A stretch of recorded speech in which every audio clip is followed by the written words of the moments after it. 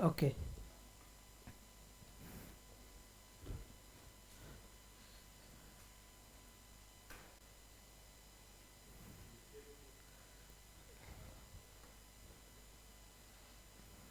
ठीक ही था ना।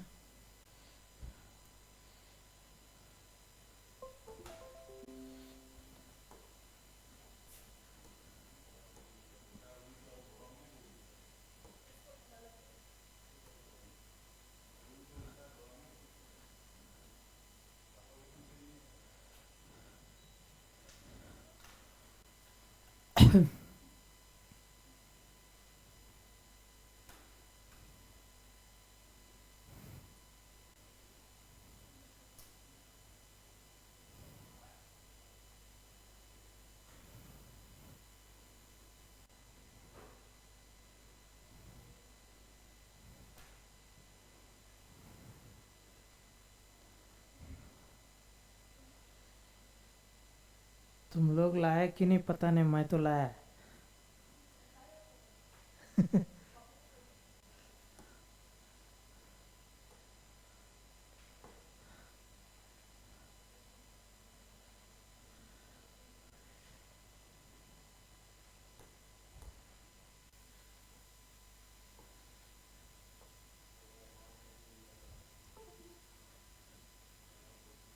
मैं तो ऊपर लिख दूंगा। मुझे तो कहीं पे लिख सकता है, मुझे कौन मार्क्स दे रहा है? बोलो।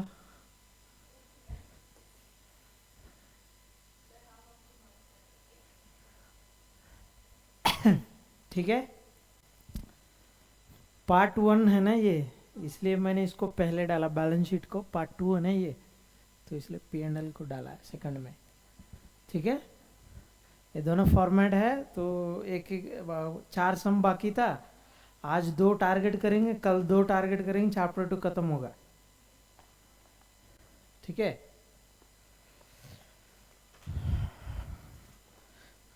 जून 2023 हो गया ना।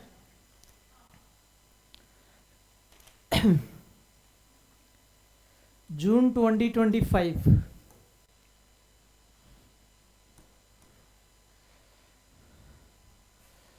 जून 2025 खोल लेना। वेरी रिसेंट सम 14 मार्क्स के लिए दिया था। यस और नो? 14 मार्क्स। ये मॉडल तो पेपर सेटर का फेवरेट लग रहा है, क्योंकि मुझे स्टडी मटेरियल में दो बार दिखा, एग्जाम में भी 2 बार दिया है सेम मॉडल।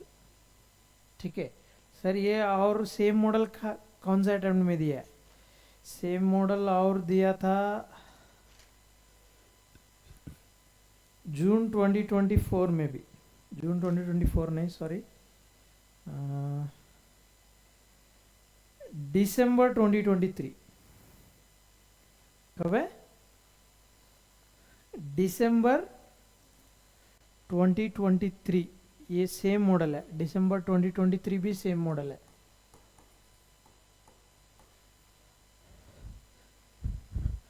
मॉडल ही नहीं है, एग्जैक्टली ऐसा ही है, फिगर चेंज किया ऑलमोस्ट।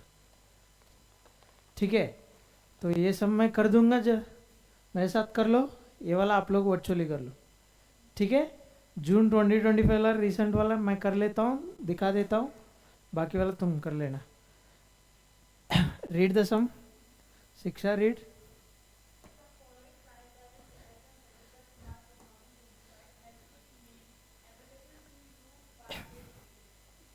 ये लिमिटेड लिमिटेड है, मतलब ये लिमिटेड कंपनी होना चाहिए, इसलिए तो हमारा हमारा हमको रिलेवेंस है। यस और नो?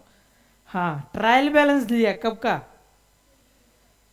31 मार्च 2025। ये तो फिर 31 मार्च 2025 का होगा। यस और नो? यस और? कंपनी क्या था? ये लिमिटेड। ये अच्छा लग रहा है मुझे, सिर्फ इधर डालना है बस, फॉर्मेट रेडी। आप लोग का फ्लेक्सिबिलिटी नहीं है? ऐसा ना? नहीं, अभी है, एग्जाम में का है। ऐसा ना, एग्जाम में फॉर्मेट है, फॉर्मेट तो देना पड़ेगा, लिखना पड़ेगा, उसमें ही टाइम जाएगा। हाँ हाँ, अभी बताओ next. Debit credit, trial balance match हुआ है कि नहीं पहले देखो। हुआ है। सस्पेंस अकाउंट तो नहीं है, मुझे नहीं दिख रहा है, तो ठीक है। तो एडजस्टमेंट्स को कुछ प्रॉब्लम नहीं है, मतलब कुछ सस्पेंस अकाउंट वगैरह कुछ नहीं है, ठीक है। हाँ, अभी एक एक आइटम बताओ। हाँ, कौन सा आइटम है ये? डेबिट बैलेंस है, यस और नो? डेबिट में दिख रहा है, डेबिट बैलेंस है, एसेट है। कौन सा आइटम में जाएगा ये? पीपी टेंजिबल में जाएगा, यस और नो? पीपीई तो टेंजिबल ही है कि नहीं? यस और नो? पीपीई कहाँ पे है? ये तो इधर इसमें जाएगा, ठीक है। हाँ, नेक्स्ट। मशीनरी कहाँ पे जाएगा? ये इधर ही जाएगा, वेरी गुड। क्लोजिंग स्टॉक, हाँ, क्लोजिंग स्टॉक 10,80,000 है ये, यस और no? Closing stock trial balance में दे दिया। कहाँ पे दिया? ट्रायल बैलेंस में दिया। इसका मतलब क्या है? एंट्री ऑलरेडी पास कर दिया। मानते हैं कि नहीं? क्लोजिंग स्टॉक एंट्री क्या है? Closing stock account debit to trading account, ये ऑलरेडी आ गया, very good. Next. Loose tools 2,76,000, ये क्या है?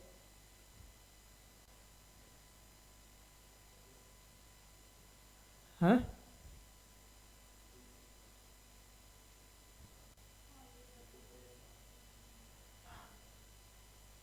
पीपी में आएगा आइडियली। ये तो लूज टूल्स जनरली क्या था, ये नट्स बोल्ट्स वगैरह ये होता है, तो इसको इन्वेंट्री में भी कंसिडर कर सकता है। कहाँ पे कंसिडर कर सकता है? इन्वेंट्री, ये छोटा आइटम है ना, इसलिए क्लोजिंग स्टॉक में भी कंसिडर कर सकता है, तो ये इधर आएगा, यस और नो? तो क्लोजिंग स्टॉक इधर आएगा, प्लस लूज टूल्स 2,76,000 ये भी इधर आएगा, ठीक है। वही रीजन मैंने बताया था, ये बड़ा अमाउंट नहीं है पीपी जैसा ट्रीट करने के लिए, छोटा अमाउंट, इसलिए इन्वेंट्री भी ट्रीट कर सकता है। नेक्स्ट। हाँ, क्या था ये? एडजस्टेड परचेजेस है, not purchases, adjusted purchases. Adjusted purchases मतलब क्या है?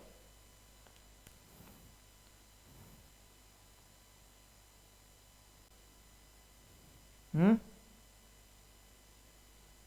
एडजस्टेड परचेजेस क्या है? ये तो निकल ही गया है, फिर बैक जाने से निकल जाता है ना ये।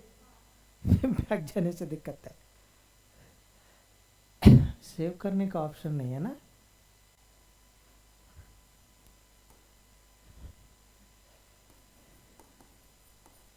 Adjusted purchases is nothing but opening stock plus purchases minus closing stock, ठीक है। This is your adjusted purchases. Direct expenses का है, सेल्स नहीं होगा। ट्रेडिंग अकाउंट विजुलाइज करेगा, ओपनिंग स्टॉक रहेगा, परचेजेस रहेगा, क्लोजिंग स्टॉक रहेगा, सेल्स रहेगा, डायरेक्ट एक्सपेंसेस भी रहेगा ना। डायरेक्ट एक्सपेंसेस जीरो होने से तब दूसरा समझ सकते हैं, तब ग्रॉस प्रॉफिट आएगा। ग्रॉस प्रॉफिट भी रहेगा, डायरेक्ट एक्सपेंसेस भी रहेगा, सेल्स। ये बोल रहे कि जुगांता बोल रहे सर ये तीन तो सेल्स ही है, सेल्स कैसे होगा? ग्रॉस प्रॉफिट रहेगा ना, डायरेक्ट एक्सपेंसेस रहेगा, ये कहा गया? सिर्फ ये तीन आइटम को अगर कंसिडर करेगा तब एडजस्टेड परचेज बोलेगा। इसका मतलब क्या है? इनडायरेक्टली कॉस्ट कितना हुआ, ये सर ना, ये तो कॉस्ट में होगा, ये कॉस्ट में होगा, ये कॉस्ट में, ये तो सेल प्राइस में होगा ना।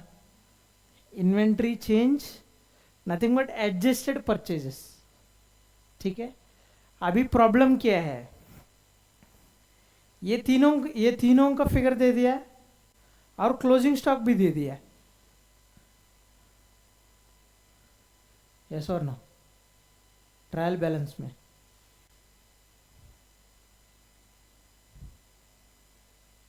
यस और नो?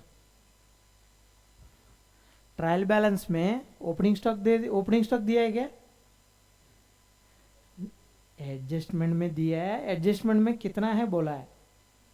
यस और नो? फर्स्ट लाइन देखो, एडजस्टमेंट में क्या बोला बताओ। हाँ, अभी मुझे बताओ, ओपनिंग स्टॉक क्लोजिंग स्टॉक का कुछ रिलेशनशिप दिया है और क्लोजिंग स्टॉक ट्रायल बैलेंस में दिया है। यस और नो? यस और नो? तो अभी ओपनिंग स्टॉक फाइंड आउट कर सकते हैं कि नहीं? कितना होगा बोलो?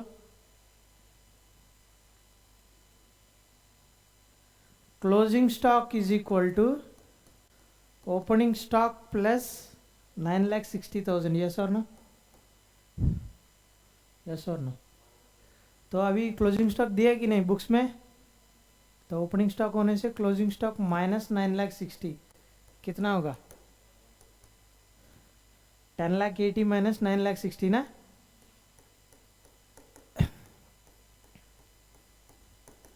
कितना है? 1,20,000। ठीक है। अभी एडजस्टेड परचेजेस भी दिया था क्वेश्चन में, कितना है बोलो? 25,20,000। ओपनिंग स्टॉक तो आप लोग को पता है 1,20,000। परचेजेस फिगर पता नहीं है। सर आप परचेजेस फिगर क्यों फाइंड आउट कर रहे हैं सर? परचेजेस फिगर क्यों फाइंड आउट कर रहे हैं सर? हाँ, इनकम स्टेटमेंट में एडजस्टेड परचेजेस दिखाना नहीं है। क्या दिखाना पड़ेगा? फॉर्मेट देखो अच्छे से, परचेजेस। यस और नो? परचेजेस और चेंजेस इन इन्वेंट्री, ये दोनों दिखाना है। यस और no?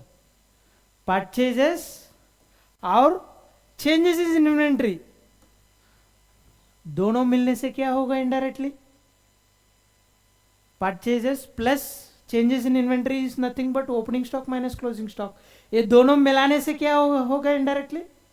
Adjusted purchases. So indirectly क्या था आप लोग का स्टेटमेंट में? एडजस्टेड परचेजेस ही दिखाना है डायरेक्टली। समझ गया? उसको दो आइटम में बाइफरकेट किया आपका स्टेटमेंट में। यस और नो? पी एंड एल देखो, पी एंड एल में फर्स्ट आइटम देखो, रॉ मटेरियल्स कुछ नहीं है ना इस केस में, छोड़ दो। क्या था सेकंड आइटम? क्या था आइटम? सेकंड आइटम क्या? P and L item cost of,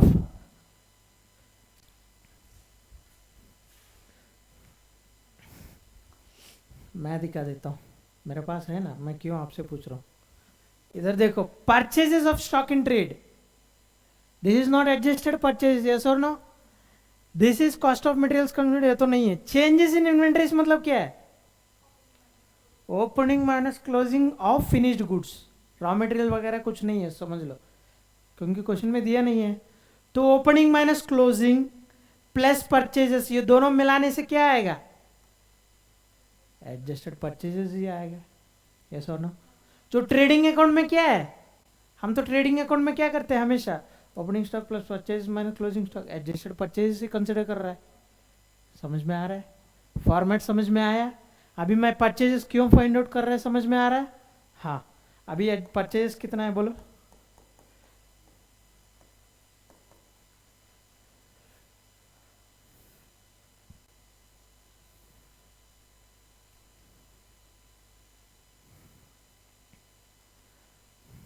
purchase कितना है? Purchases is equal to opening, ये तो क्लोजिंग स्टॉक भी मैंने डाला नहीं क्या, सॉरी। कितना था ये क्लोजिंग स्टॉक? 10,80,000 होगा ना। हाँ, 10,80,000 ये इधर आएगा तो प्लस होगा, ये माइनस होगा। ऐसा ना? तो ये ऐड कर दो, ये ऐड करने से कितना है? ये माइनस कर लो।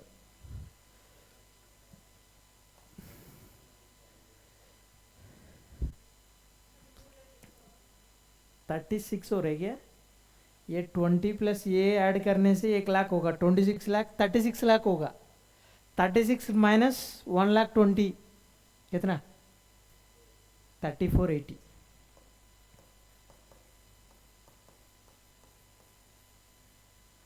क्लियर? क्लियर परचेजेस का फिगर। हाँ,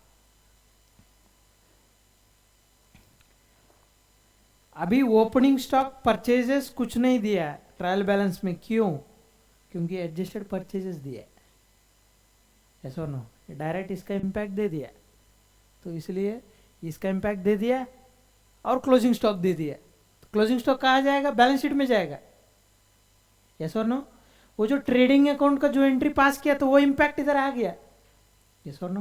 क्लोजिंग स्टॉक एंट्री क्या होता है? नॉर्मली एडजस्टमेंट में होता है क्लोजिंग स्टॉक, लेकिन इस केस में डायरेक्टली ट्रायल बैलेंस में दे दिया, क्यों? एंट्री पास कर दिया। एंट्री क्या होगा? Closing stock to trading account, तो क्रेडिट वाला इम्पैक्ट इसमें आ गया एडजस्टेड परचेजेस में, यस और नो। तो डेबिट इम्पैक्ट क्लोजिंग स्टॉक वाला वो बैलेंस रह जाएगा, वो एसेट सेट जाएगा। समझ में आ रहा है? हाँ, बाकी तो नॉर्मल ही है। परचेजेस ओपनिंग स्टॉक तो हमने फाइंड आउट किया, इसका इम्पैक्ट ऑलरेडी ट्रायल बैलेंस में है। Any doubt here? This is very important adjustment, ठीक है। हाँ, अभी इसमें से दो आइटम हमारा पी एंड एल में जरूरत है, ऐसा नो। क्या क्या आइटम्स?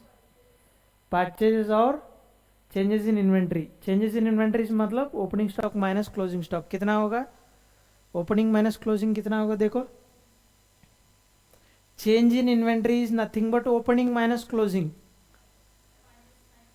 माइनस 9,60,000। Very good. लिख दूं इधर? हाँ, इधर अमाउंट कितना था? ये तो नील होगा, इसका अमाउंट नील होगा ये, ऐसा और नो। परचेजेस कितना था? 34 लाख। हाँ, 34,80,000 होगा। हाँ, परचेज ये वर्किंग नोट देना पड़ेगा, ये नोट्स टू अकाउंट्स नहीं, वर्किंग नोट में जाएगा ये। क्यों?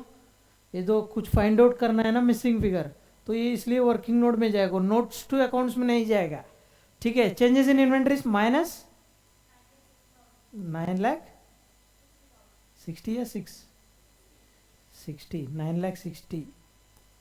ये इधर से निकल जाने से फिर प्रॉब्लम है, अच्छे से बोल दो।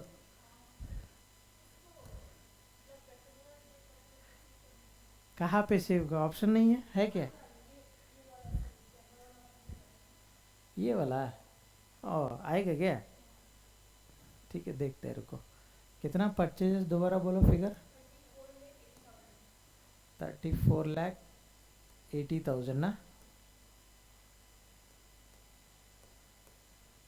माइनस 9,60,000।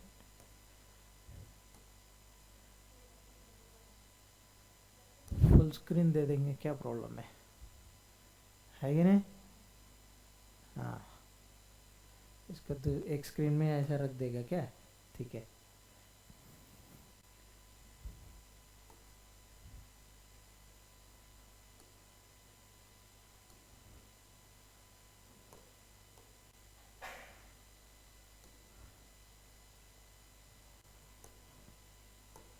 ठीक है, क्लियर? अभी हम नेक्स्ट पेज में जाते हैं, इस पेज में नहीं रहेंगे, तो ये प्रीवियस पेज में आ जाएगा। क्लियर? हाँ, दो आइटम हो गया। नेक्स्ट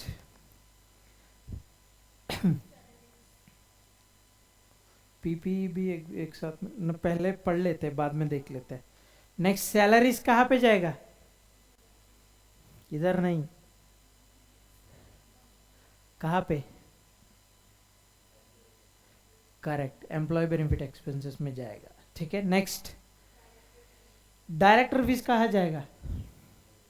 नहीं, एम्प्लॉय नहीं, ये टॉप मैनेजमेंट है, मैंने लास्ट टाइम भी बोला है। डायरेक्टर फीस टॉप मैनेजमेंट है ये, यस और नो?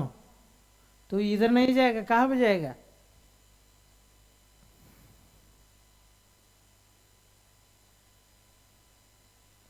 अदर एक्सपेंस में जाएगा। कहाँ पे जाएगा? इधर अदर एक्सपेंसेस में जाएगा। एम्प्लॉय बेनिफिट एक्सपेंसेस ना, ये नॉर्मल एम्प्लॉयज के लिए, ये टॉप मैनेजमेंट का फीस है, अदर एक्सपेंसेस में जाएगा, ठीक है। इम्पैक्ट तो नहीं पड़ेगा सर, मैं इधर लेने के जगह में इधर लिया था, प्रॉफिट सेम ही आएगा, लेकिन correct is you have to take it in other expenses. Next.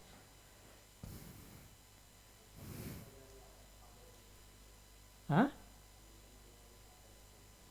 हाँ. नेक्स्ट, रेंट कहाँ पे आएगा?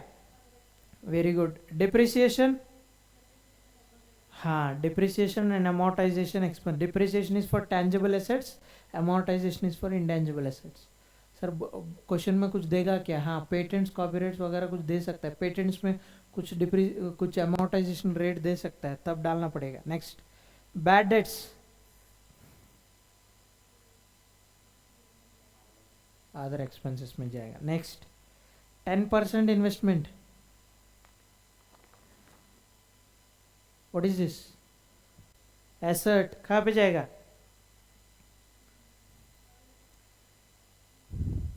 पहले एसेट साइड देखो कौन सा कैटेगरी में जाएगा, बाद में देख लो. नॉन करंट या करंट, इसमें कहीं पे जाएगा, यस और नो? तो कुछ नहीं बोलेगा तो नॉन करंट ले लो, लॉन्ग टर्म मानना पड़ेगा, यस और नो? यस और नो? हाँ. नेक्स्ट. हाँ, व्हाट इज दिस? इंटरेस्ट मिला है, अक्रूड है ये, अक्रूड है ये. अगर मिला है तो एसेट में क्यों आएगा? डेबिट बैलेंस क्यों रहेगा?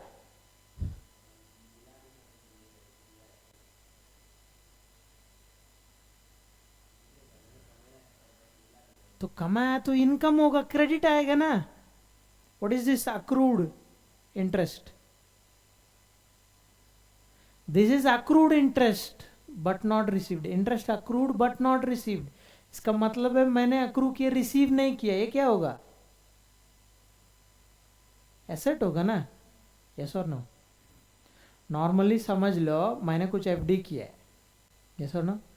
एफडी किया है, कुछ मैंने कुछ डिबेंचर खरीद लिया है. हमने ऑलरेडी डिबेंचर्स में देखा 6 महीने में एक बार इंटरेस्ट पेमेंट करता है, यस और नो? कब कब करता है? जून दिसंबर में करता है, यस और नो? मैंने फाइनेंशियल ईयर फॉलो कर रहा हूँ, अप्रैल टू मार्च, यस और नो? यस और नो? हाँ. मैंने अप्रैल हो गया, मई हो गया, जून हो गया. जून में कितना महीने का इंटरेस्ट मिलेगा? हाँ, 3 कैसे? 6 महीने मिलेगा. लेकिन 6 मंथ्स ना, हाफ ईयरली पेमेंट होता है ना.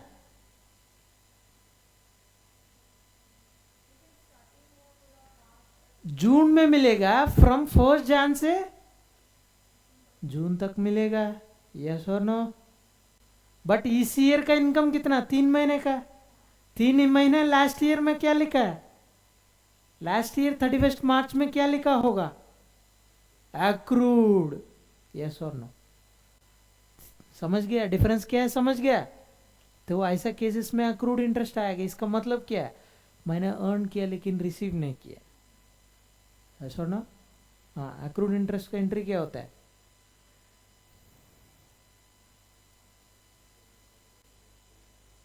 Yes, accrued interest debited to interest account. ये ट्रायल बैलेंस में दिया है अकाउंट, इसका मतलब क्या? ऑलरेडी एंट्री पास कर दिया, यस और नो? तो अक्रूड इंटरेस्ट बोल के डेबिट दिख रहा है 24,000, क्रेडिट 24,000 कहाँ पे है?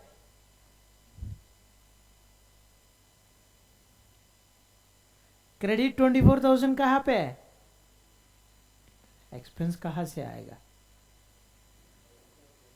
हाँ, इसका क्रेडिट इफेक्ट कहाँ पे है? हाँ, इंटरेस्ट में होगा. क्रेडिट साइड इंटरेस्ट देखो कितना है. क्रेडिट ट्रायल बैलेंस में क्रेडिट साइड देखो, इंटरेस्ट ऑन इन्वेस्टमेंट दिख रहा है कि नहीं आइटम? 1,44,000, उसमें ये 24,000 इंक्लूडेड है, यस और नो? अगर सेम आइटम एडजस्टमेंट में दिया तब क्या होगा? ड्यूअल इंपैक्ट देना पड़ेगा, यस और नो? P&L आइटम है तो जो P&L दिया हो तो ओपनिंग बैलेंस है. अच्छे से देखो, P&L का अगर क्लोजिंग बैलेंस देगा तो ये सब अकाउंट्स तुमको नहीं देगा.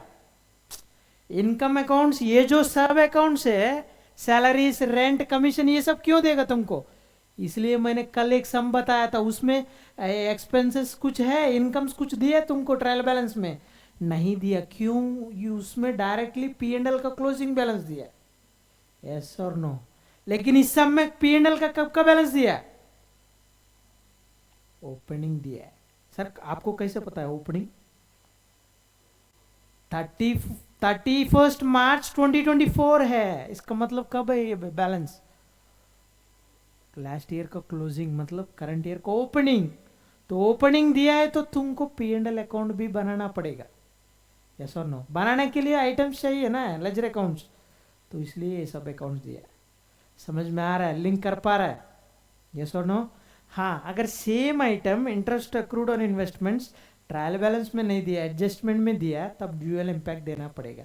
एक एसेट साइड में जाएगा, दूसरा इंटरेस्ट को ऐड करना पड़ेगा। यस और नो? अभी तो ऑलरेडी दे दिया, मतलब ऑलरेडी एंट्री पास कर दिया, इसका मतलब ऑलरेडी इंटरेस्ट ऑन इन्वेस्टमेंट्स में 24,000 इंक्लूडेड है। यस और नो? एग्रीड और नॉट? कुछ डाउट होने से मेरे से डिबेट करो, लेट्स डिस्कस। नो? हाँ, वेरी गुड। नेक्स्ट, ये इंटरेस्ट अक्रूड कहाँ पे जाएगा? एसेट है कि नहीं पहले बोलो। डेबिट बैलेंस है, सीधा एसेट साइड ही आएगा, कंफ्यूजन नहीं होना है। डेबिट बैलेंस जो भी होगा बैलेंस शीट में अगर आना है तो डेबिट इधर ही आएगा, एसेट साइड। तो इसमें कौन सा आइटम में आएगा? Yes, very good, other current asset में आएगा। सर नॉन करंट क्यों नहीं है? बिकॉज ये इन्वेस्टमेंट, फिर ये इंटरेस्ट फिर नेक्स्ट साल में मिल जाएगा, मोर देन 1 ईयर नहीं लगेगा इसको मिलने में। यस और नो? समझा नहीं कि नहीं? तो इसलिए करंट एसेट है, तो अदर करंट एसेट में आएगा वो। ठीक है? नेक्स्ट, डिबेंचर इंटरेस्ट, ये क्या है? हाँ, इंटरेस्ट, ये डेबिट बैलेंस, इसका मतलब क्या है? हाँ, कच्चा है। यस और नो? कच्चा है। यस और नो? तो कच्चा ये कहाँ पे आएगा? Yes, very good, finance cost में आएगा। ठीक है? नेक्स्ट, अभी सम मत करो, अभी सम वर्चुअली मैं नहीं कर रहा हूँ, ठीक है? मैं बाद में जाऊंगा, पहले क्वेश्चन को एक्सप्लेन कर रहा हूँ। ठीक है? मैंने बोला ना, एक P and L balance sheet वाला सम एक्सप्लेन करूंगा, उसके बाद वर्चुअली करेंगे डायरेक्टली। ठीक है? नेक्स्ट, एडवांस टैक्स, ये क्या था? एसेट होगा। एडवांस टैक्स का एंट्री क्या होगा?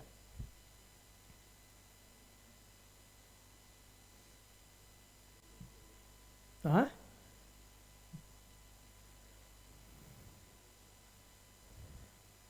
Advance tax account debit to bank account. ठीक है? Advance tax account debit balance रहेगा, एसेट है। सर ये एसेट क्यों?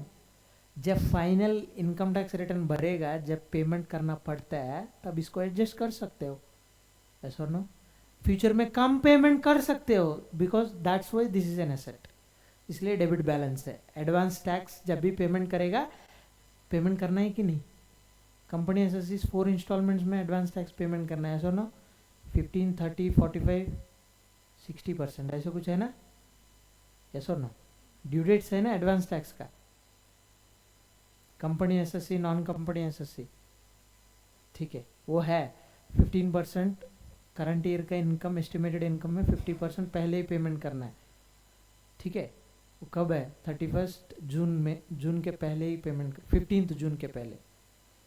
नेक्स्ट 15 सितंबर, नेक्स्ट 15 दिसंबर, नेक्स्ट 15 मार्च, ऐसा 4 ड्यू डेट्स है। तो उसको ड्यू डेट्स के पहले थोड़ा परसेंटेज पेमेंट करना है as per income tax act, इसलिए कंपनीज पेमेंट करता है इनकम टैक्स, ये एडवांस टैक्स।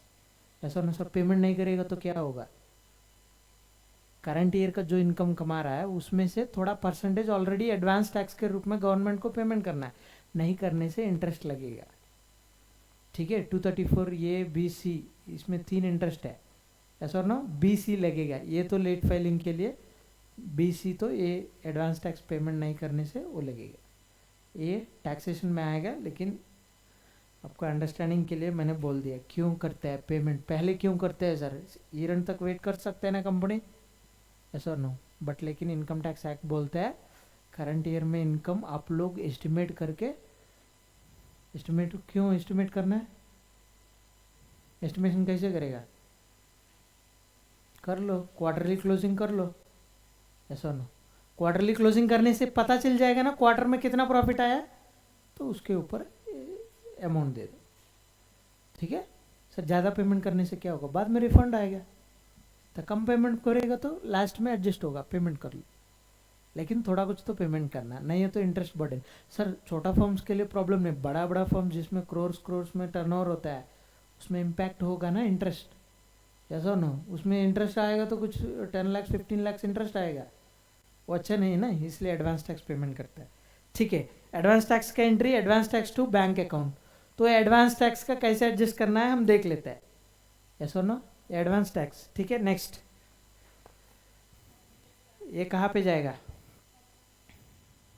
हाँ हाँ हाँ, एडवांस टैक्स नहीं, सैंड्री एक्सपेंसेस। एडवांस टैक्स का मैं बोल देता हूँ बाद में, other expenses, very good. Next, debtors, ये कहाँ पे जाएगा?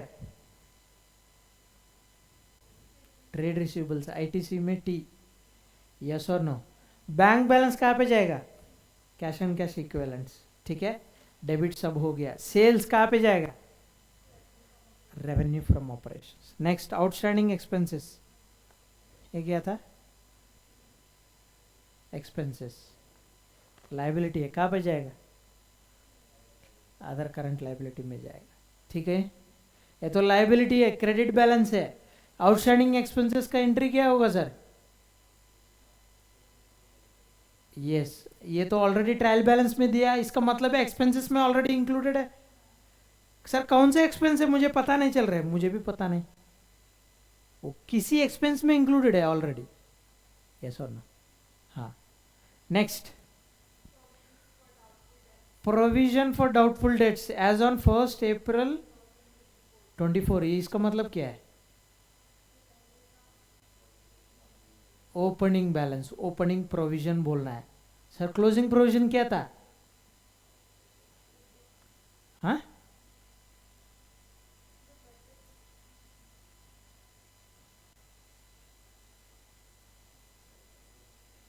एडजस्टमेंट देखना पड़ेगा, ठीक है। नेक्स्ट, हाँ, इक्विटी शेयर कैपिटल कहाँ पे जाएगा? शेयर कैपिटल इधर जाएगा। What is this equity share capital 24 lakhs? What category of capital it is? Issued, subscribed and paid up, very good Ananya. इसको बोले नॉमिनल हमको पता नहीं, तो एज्यूम कर लो सेम 24 लाख से बोल के, ठीक है। नेक्स्ट, जनरल रिजर्व कहाँ पे आएगा? रिजर्व सरप्लस, ठीक है। नेक्स्ट, इसका मतलब क्या है? 1 अप्रैल 2024 इनडायरेक्टली मतलब ओपनिंग पी एंड एल। तो ओपनिंग पी एंड एल से हम पी एंड एल बना के, मतलब statement of P and L बना के, ये प्रॉफिट फाइंड आउट करके, ये प्रॉफिट को लेके आके रिजर्व सरप्लस में पी एंड एल करके क्लोजिंग। हाँ हाँ, रिजर्व में ही होगा, plus current year profit minus transfer to reserve, जो बैलेंस है वो क्लोजिंग बैलेंस आएगा, ऐसा ना। हर ईयर ऐसा ही आएगा। तो opening P and L balance last year का, तो करंट ईयर कुछ प्रॉफिट आएगा या लॉस आएगा, लॉस आने से एडजस्ट होगा, और करंट ईयर में कुछ रिजर्व में ट्रांसफर करना है, जो बचेगा closing P and L balance है। क्लियर? हाँ। क्रेडिटर्स कहाँ पे जाएगा? Trade payables. नेक्स्ट, हाँ, ये प्रोविजन फॉर डिप्रिसिएशन अकाउंट दिया है, इसका मतलब क्या है? हमेशा एसेट कॉस्ट में दिखेगा, ऐसा ना। कॉस्ट कितना था? बिल्डिंग का कॉस्ट कितना है?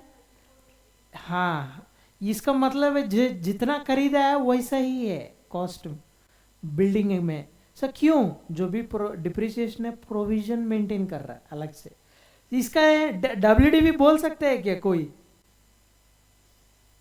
डब्ल्यूडीवी एज ऑन 31 मार्च 2025 कोई बोल सकता है बिल्डिंग का कितना है? हाँ, वेरी गुड जुकान था। 28,80,000 कैसे आया? -6 लाख। तो this is 6 lakh is depreciation for this year accumulated, as on date depreciation है, ठीक है। मशीनरी पे डिप्रिसिएशन कितना है? 6,60,000 क्लियर क्लियर। हाँ हाँ नेक्स्ट क्या था 14% डिबेंचर्स, ये क्या था, ये क्या आइटम है, लॉन्ग टर्म लाइबिलिटी होगा, इधर देखो नॉन करंट लाइबिलिटी में लॉन्ग टर्म बोरोइंग्स, यस और नो, डिबेंचर्स इस कैटेगरी में आएगा, लॉन्ग टर्म बोरोइंग्स, यस और नो। हाँ नेक्स्ट, हाँ इसका मतलब क्या है,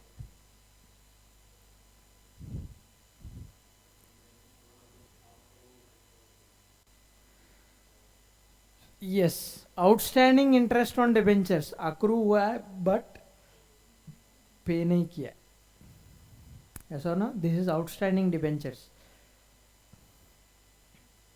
डिबेंचर्स 14% डिबेंचर्स कितना है, उसमें 14% लगा दो,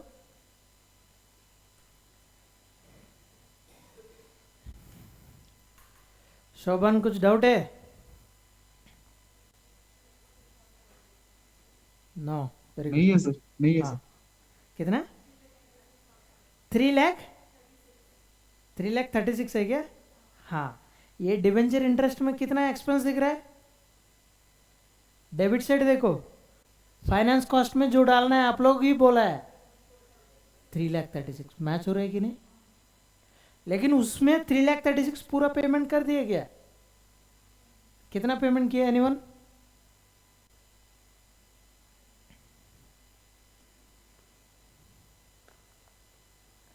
कितना पेमेंट नहीं किया एटलीस्ट ये बताओ, हाँ 1,68,000 नहीं किया, इसलिए interest on debenture accrued but not due, this is outstanding interest, yes और नो, आउटस्टैंडिंग एक्सपेंसेस जैसा, ये कहाँ पे जाएगा, अदर कहाँ पे एग्जैक्ट आइटम बताओ, अदर करंट लाइबिलिटीज में जाएगा, ठीक है ना, समझ में आ रहा है, तो पेमेंट कितना किया है ये कैलकुलेट करके बताओ,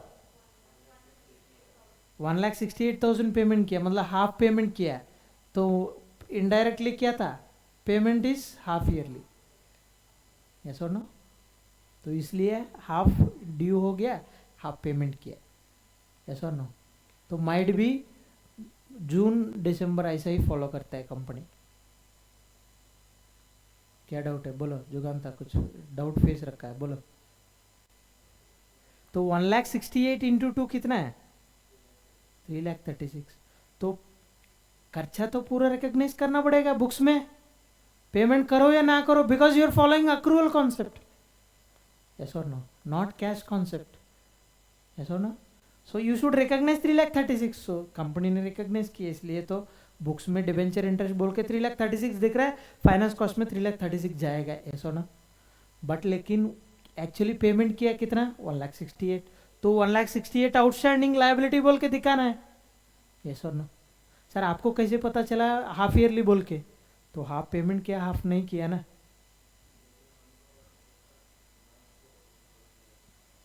हाँ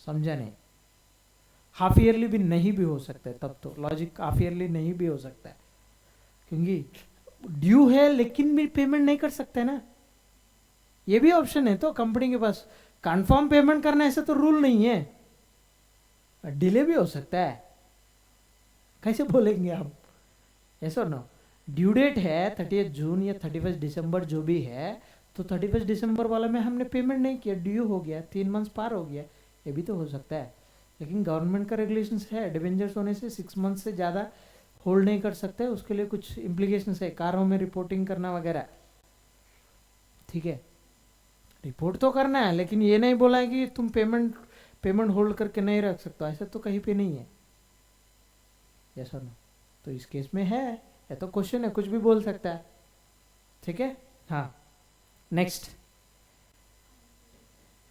नहीं ऊपर कुछ आइटम है, हाँ ये क्या था,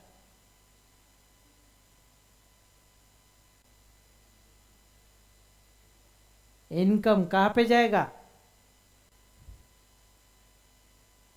अदर इनकम में जाएगा, तो ये आइटम इधर आएगा, यस और नो? हाँ, नेक्स्ट। अनक्लेम डिविडेंड, इसका मतलब क्या है? Unclaim dividend, what is unclaim dividend?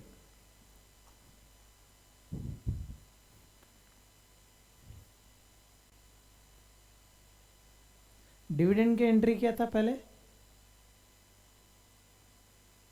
कल लिखा है, भूल गया।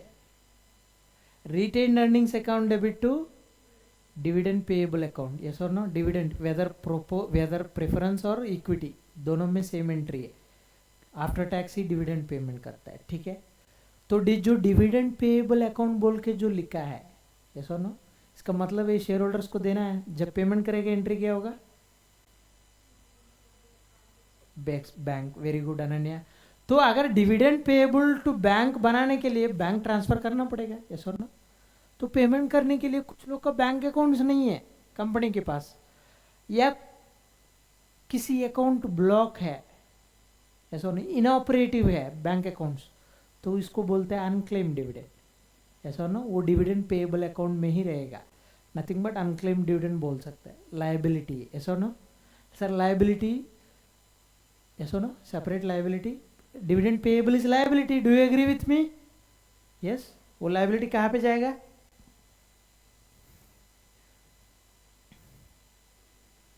अदर करंट लाइबिलिटीज में जाएगा, ठीक है? तो क्योंकि वो लोग आके क्लेम करेगा तो तुरंत पेमेंट करना है, ऐसा ना सर? ऐसा कितना साल रहेगा उसमें, उस अकाउंट में? 7 साल रख दो, ठीक है? उसके बाद इन्वेस्टर प्रोटेक्शन फंड बोल के है, उसमें ट्रांसफ़र करना पड़ेगा, ठीक है? 7 साल रख दो, तो 7 साल तो क्लेम नहीं किया, तो इसका मतलब क्या है? कभी क्लेम नहीं करेगा, ऐसा ना?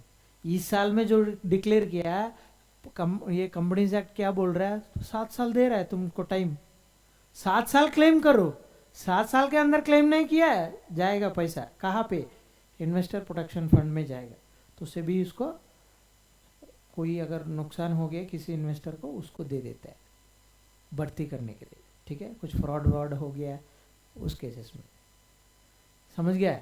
हाँ, ये तो लॉयबिलिटी है। नेक्स्ट, सब आइटम्स हो गया, डेबिट क्रेडिट हो गया, सस्पेंस अकाउंट मिला नहीं है, हाँ हाँ। नेक्स्ट सर अगर इधर, हाँ बोलो। सर वो जो आइटम है interest on debenture accrued but not due, हाँ उसमें अगर बस ये आइटम है ना, interest on debentures accrued but not due, हाँ उसके जगह अगर बस ये बट नॉट ड्यू अगर नहीं लिखा होता, इंटरेस्ट ऑन डिवेंचर्स एक्रूड, तो ट्रीटमेंट तो ऑलमोस्ट सेम होता ना सर फिर? हाँ, सेम होता है। इंटरेस्ट ऑन हाँ। Debentures accrued but not paid भी बोल सकता है, बट नॉट ड्यू ये भी बोल सकते हैं, मतलब पेमेंट करने का ड्यू डेट आया नहीं है। इंटरेस्ट ऑन डिवेंचर्स अक्रूड ये भी बोल सकता है, इसका मतलब है, मतलब पेमेंट नहीं हुआ, क्रेडिट बैलेंस है ना। Interest on debentures accrued credit balance है, इसका मतलब लाइबिलिटी, बट नॉट ड्यू नहीं लिखने से भी लाइबिलिटी है, ठीक है Shobhan? This is your doubt? जी सर। हाँ, yes sir, got it. Yes, ठीक है। अगर interest on debentures accrued debit side दिखेगा तब क्या करोगी? एसेट होगा, तो उसका इन्वेस्टमेंट होना चाहिए कंसर्न, यस और नो? तो डेबिट क्रेडिट में फर्क पड़ेगा, ठीक है? हाँ। नेक्स्ट, एडिशनल इंफॉर्मेशन, इधर ही हेडेक है, यस और नो? हाँ, फर्स्ट आइटम क्या था? वो आइटम नंबर 1 को ऊपर मार्क कर लेना क्लोजिंग स्टॉक के जगह में, ऐसा ना? जब भी क्वेश्चन पड़ेगा आप लोग को तुरंत ऐसा मार्क करना पड़ेगा। नेक्स्ट, हाँ, इसका मतलब क्या है? डेटर्स कहाँ पे है देखो, 15 लाख, उधर 2 दे दो। प्रोविजन फॉर डाउटफुल डेट्स है, उधर भी 2 दे दो। ये क्या था? प्रोवाइड 4%, ये क्या है? हाँ, कितना है? 4% on what? Closing debtors, what? Closing debtors, closing debtors balance कितना है? 15 लैक्स, ऐसा ना? 15 लाख से फिर बैड डेट्स निकालने हैं क्या? हाँ, क्यों नहीं निकालना है?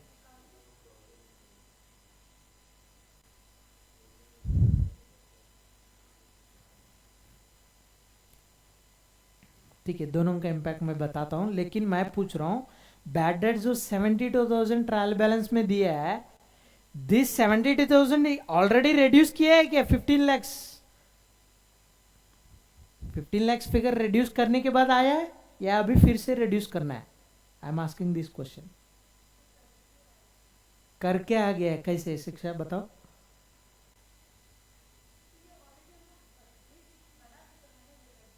हाँ, एंट्री ऑलरेडी बन चुका है। एंट्री क्या होगा बैड डेट्स का? Bad debts account debit to debtors account, correct, yes और नो? तो डेटर्स हमेशा डेबिट बैलेंस रहेगा। क्रेडिट क्यों कर रहा है? रिड्यूस कर रहा है। क्यों बैड डेट्स? इसका मतलब है आएगा नहीं, इतना अमाउंट ऑफ डेटर्स का पैसा आएगा नहीं, तो डेटर्स सेम अमाउंट पे कैरी करना करेक्ट नहीं है, तो इसलिए रिड्यूस करो। तो ये जो 15 लैक्स है ऑलरेडी रिड्यूस करके आया है। सर आपको कैसे पता चला? ट्रायल बैलेंस में दिया इसलिए पता चला। सर ये अगर मुझे नीचे एडजस्टमेंट में देता है तब क्या करना है? जो ट्रायल बैलेंस में जो फिगर दिया उससे रिड्यूस करना है अभी फिर से, क्योंकि ये तो एडजस्टमेंट है। इसका मतलब है ट्रायल बैलेंस में कंसिडर नहीं किया है, इसका मतलब है बुक्स में एंट्री पास नहीं हुआ, तो नहीं हुआ तो अभी पास करना पड़ेगा मुझे एंट्री। एंट्री पास करके क्या एडजस्टमेंट होगा वो देना पड़ेगा मुझे। एंट्री पास करने से क्या होगा? बैड डेट्स टू डेटर्स, तो बैड डेट्स डेबिट होगा, तो वो बैड डेट्स अकाउंट कहाँ जाएगा? P&L में जाएगा, यस और नो? प्रोविजन होने से प्रोविजन में भी भेज सकते हो, मैं दोनों का इम्पैक्ट बता दूंगा। हाँ,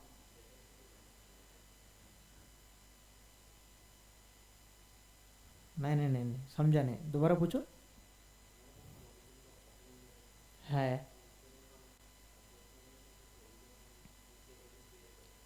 क्लोजिंग प्रोविजन भी आएगा, हाँ। तो क्या करेगा? तो बैड डेट्स नॉमिनल अकाउंट है, bad dates nominal account year and में कहा जाएगा? वया क्लोजिंग एंट्री कहाँ पे जाएगा? आइडियली कहाँ पे जाएगा? P&L में। लेकिन अगर प्रोविजन रखा है तो प्रोविजन में बेचना पड़ेगा, कहीं तो बेचना पड़ेगा। लेकिन बैड डेट्स एंट्री चेंज नहीं होगा, प्रोविजन मेथड फॉलो कर रहा है, नॉर्मल मेथड फॉलो कर रहा है, एंट्री तो हमेशा वही है, bad debts to debtors. Sir क्यों? मेरा डेटर्स बैलेंस कम हो जाएगा और बैड डेट्स का नुकसान रिकॉग्नाइज करना पड़ेगा बुक्स में। As per nominal account debit all expenses and losses, this is not an expense, this is a loss, yes और नो? तो bad debts account debit, credit किसको देगा? डेटर्स, तो डेटर्स से तो हमेशा रिड्यूस होगा, ये तो एक क्रेडिट इंपैक्ट है। डेबिट इंपैक्ट अभी जुगांत का कंफ्यूजन है डेबिट में, यस और नो? कंफ्यूज मत होना। सर डेटर्स से क्यों रिड्यूस कर रहा है? एंट्री तो बैड डेट्स टू डेटर्स ही है। अभी बैड डेट्स को ईयर एंड में, this is a nominal account, via closing entry इसको P&L में ट्रांसफर करना पड़ेगा। अगर प्रोविजन अकाउंट मेंटेन करते हैं तो प्रोविजन में ट्रांसफर करना पड़ेगा, not to P&L directly, yes और नो? क्योंकि प्रोविजन तो P&L से ही आ रहा है अल्टीमेटली, नेट इम्पैक्ट तो सेम ही है। समझ में आ रहा है? एग्जाम्पल बताता हूँ, कंफ्यूज मत होना, दोबारा देख लो इधर अच्छे से। एंट्री देखो, bad dates,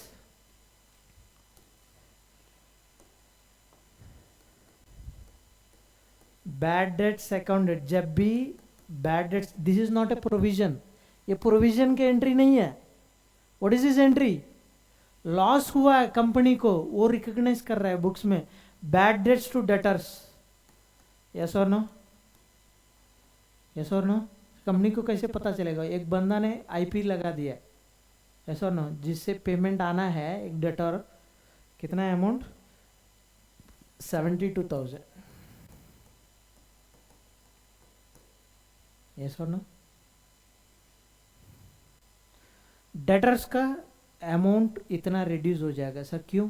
your asset becomes, your asset gets reduced by 72,000, why? This amount is not payable by that person to you, so ये पैसा आएगा ही नहीं, तो आएगा ही नहीं तो आप लोग एसेट क्यों बोल के क्यों दिखा देगा to the extent of 72,000? That is wrong, इसलिए रिड्यूस करना है। इधर क्लियर है? तो ये तो लॉस है 72,000, for every credit there should be equal and corresponding debit, तो ये तो तुमने एसेट को रिड्यूस कर दिया, डेबिट क्या होगा? लॉस, इसलिए बैड डेट्स डेबिट किया। ये ड्यूरिंग द एंट्री पास कर दिया, ईयर एंड आ गया था, ये तो डेटर्स अकाउंट है, ये कहाँ पे जाएगा? बैलेंस शीट में जाएगा, नेट बैलेंस, यस और नो। लेकिन ये तो क्या है? नॉमिनल अकाउंट है, ये कहाँ पे जाएगा? पी एंड एल में। नॉमिनल अकाउंट, सब nominal accounts are closed via closing entry. Closing entry क्या होगा normally? P and L account debit to bad debts, this is the closing entry. क्या था, समझ में आ रहा है? क्लोजिंग एंट्री मतलब नॉमिनल अकाउंट जो भी है, इनकम हो या एक्सपेंस हो, उसको जीरो करेगा, जीरो करके पी एंड एल या ट्रेडिंग अकाउंट में लेके जाएगा via closing entry, this is called closing entry. समझ में आ रहा है जुगांता? समझ गया? अभी जुगांता का डाउट है पी एंड एल क्यों करना है सर? इसके जगह में प्रोविजन फॉर बैड डेट्स करना है, क्योंकि प्रोविजन अकाउंट मेंटेन कर रहा है तो डायरेक्टली पी एंड एल में नहीं भेज सकता है। यही तो डाउट है या दूसरा डाउट कुछ है?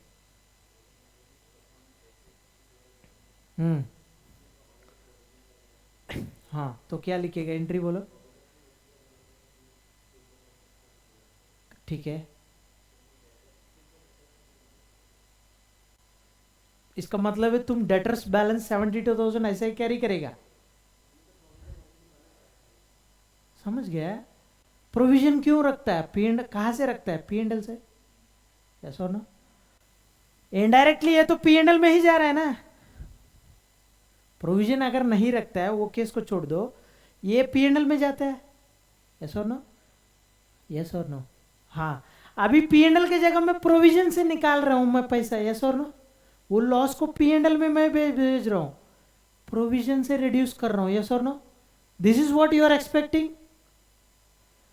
You should not say I will not reduce debtors, that will become wrong. If you carry your debtors amount 72,000, ऐसा ही तुम कितना साल कैरी करोगी? एसेट तो रिड्यूस हो गया ना, यस और नो?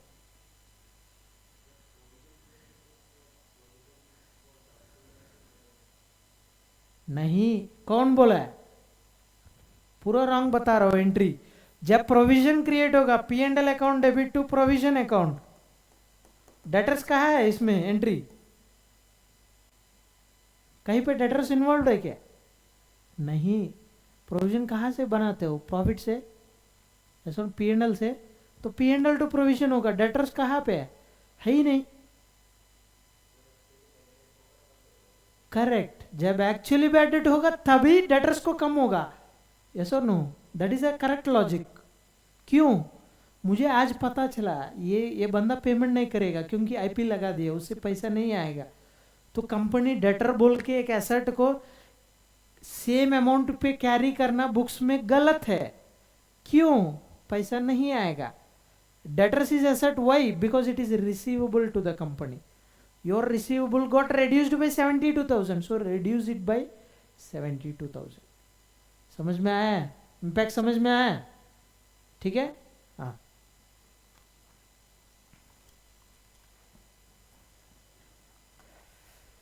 तो 2 मार्क किया था प्रोविजन में और इसमें मार्क किया है, हाँ। नेक्स्ट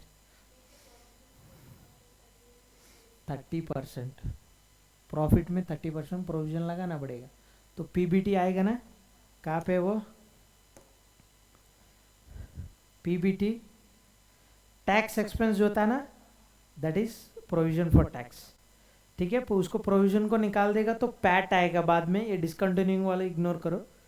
ठीक है, ठीक है, हाँ। ये कहाँ पे लगाएगा? एडवांस टैक्स के बगल में लगा दो, 3।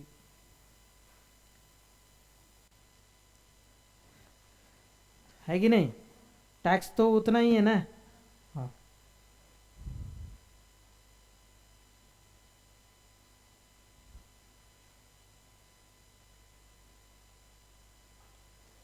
नेक्स्ट आइटम पढ़ो।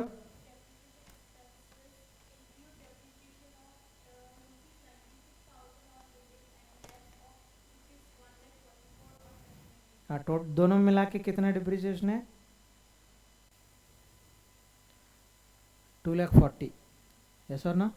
96 + 4 नो 1 लाख है, तो 1,40,000 मिलने से 2,40,000 होगा। ऊपर कितना दिख रहा है?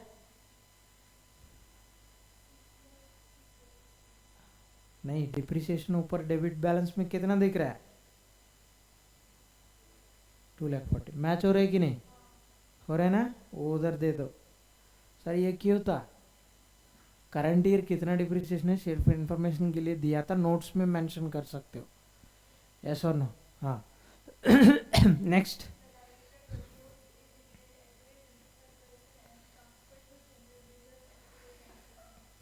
ये क्या था? प्रपोज्ड डिविडेंड है। ये कहाँ पे जाएगा?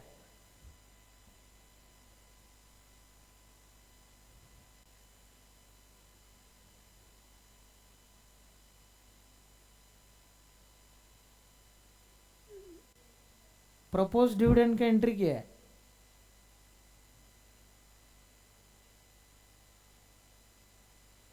प्रपोज डिविडेंड की एंट्री बताओ।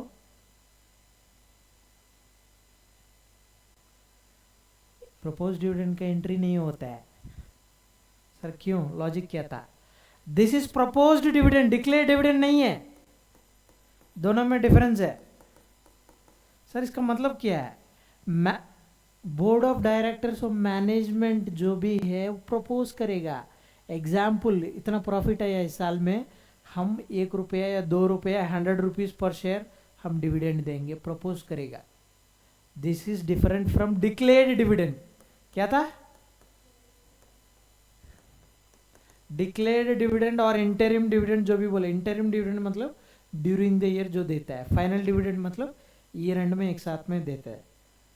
That is actually final dividend, this is proposed dividend. Difference क्या था सर? प्रपोज करेगा तो ये मतलब जो एजीएम है जहां पे है, शेयर होल्डर्स इसको अप्रूव करना है। क्या करना है? अप्रूव करना है शेयर होल्डर्स को। अप्रूव करने के बाद इसको डिक्लेयर डिविडेंड हो जाएगा। समझ में आ रहा है? तो लाइबिलिटी इधर नहीं है अभी। प्रपोज करने से, सिर्फ प्रपोज करने से you can not treat it as liability. Yes और नो? वाई?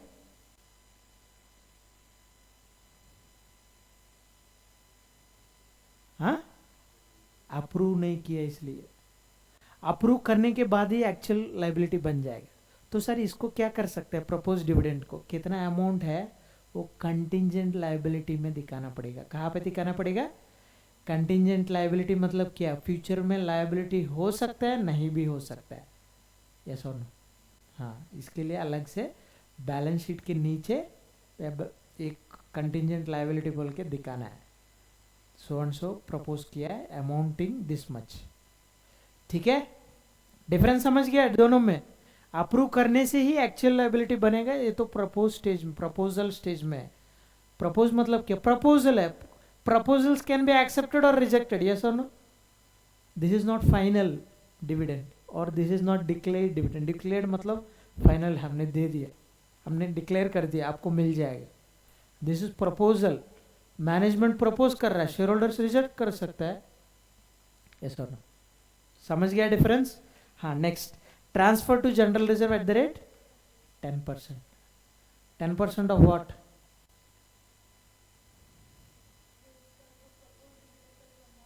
नहीं नहीं, हम P&L क्लोजिंग का जो भी 10% है वो ट्रांसफर करना पड़ेगा। ठीक है? Next.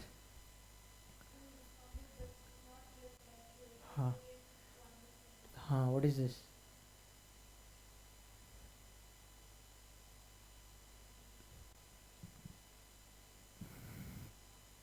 Is this an actual liability or contingent liability?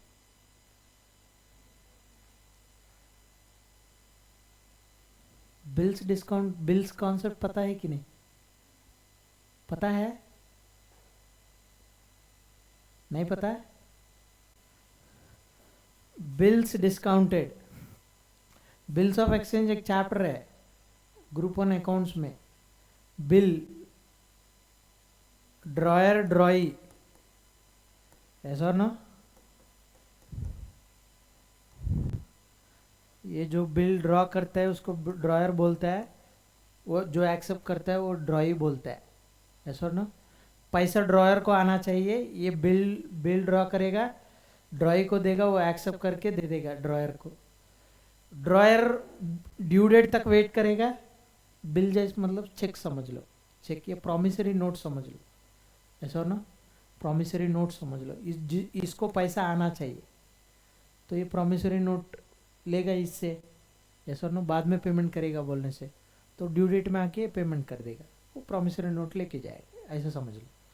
अभी ड्रॉयर ड्यू डेट एग्जाम्पल कुछ 3 मंथ्स है, वो 3 मंथ्स तक वेट कर सकता है, बीच में अगर 3 मंथ्स के अंदर उन लोग को उसको अगर पैसा ज़रूरत पड़ेगा, उसके पास एक ऑप्शन है, क्या था, डिस्काउंटिंग। क्या कर सकते हैं, ये प्रॉमिसरी नोट या बिल समझ लो, इसको लेके बैंक में जा सकते हैं, बैंक में डिस्काउंट कर सकता है, ठीक है, बैंक कुछ कमीशन चार्ज करेगा, जो भी बिल है एग्जाम्पल 1 लाख होने से उसको कुछ 98,000 97,000 देगा, क्योंकि वो तो ड्यू डेट तक वेट नहीं कर रहा है ना, इसलिए तो डिस्काउंट किया है तो पैसा लेके आ जाएगा, यस और नो।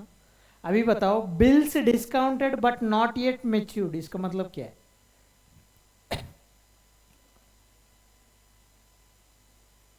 बैंक में डिस्काउंट किया, ठीक है, लेकिन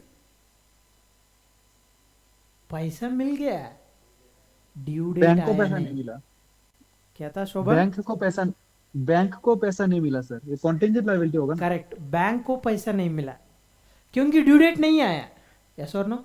तो बैंक को एग्जाम्पल सोच लो, ड्यू डेट है कुछ 31 मार्च 2020, ये तो 31 मार्च का ही है ना क्लोजिंग, 31 मार्च लेने से नहीं होगा, उसके बाद का ले लो, 30 जून 2025 समझ लो, ठीक है। ये जाके डिस्काउंट कर दिया पहले ही, ड्यू डेट कब है, 30 जून है, तो 30 जून अभी तक आया क्या, नहीं आया, तो बिल तुमने जाके डिस्काउंट कर लिया, तुम मतलब कौन है, हम ड्रॉयर है, अभी इस केस में कंपनी ड्रॉयर है, तो कंपनी ने बिल डिस्काउंट कर लिए, तो ड्यू डेट में क्या हो सकता है बोलो, कौन देगा पैसा, हाँ, ड्रॉई देगा, किसको देगा, बैंक को देगा, ठीक है, इधर तक क्लैरिटी है। What happens if ड्रॉई does not पे, बाउंस होगा, ठीक है, ड्रॉई अगर पेमेंट नहीं करेगा तो बैंक आके किससे पूछेगा, ड्रॉयर से पूछेगा, यस और नो, यस और नो। तो लायबिलिटी किसका है, ड्रॉयर, मतलब हम कंपनी का है, तो ये लायबिलिटी है, तो कंफर्म लायबिलिटी है या डाउट है, हाँ, डाउट है, यस और नो, डाउट है कि नहीं, सो क्यों डाउट है, हाँ, वो पेन कर सकता है नहीं कर सकता है, that's why this is contingent liability, समझ में आया, ठीक है। एक contingent liability same propose dividend जैसे दिखाना पड़ेगा, समझ में आया, हाँ। Next, authorised capital of the company 60,000 equity shares of 100 rupees each, sir ये क्यों दिया है,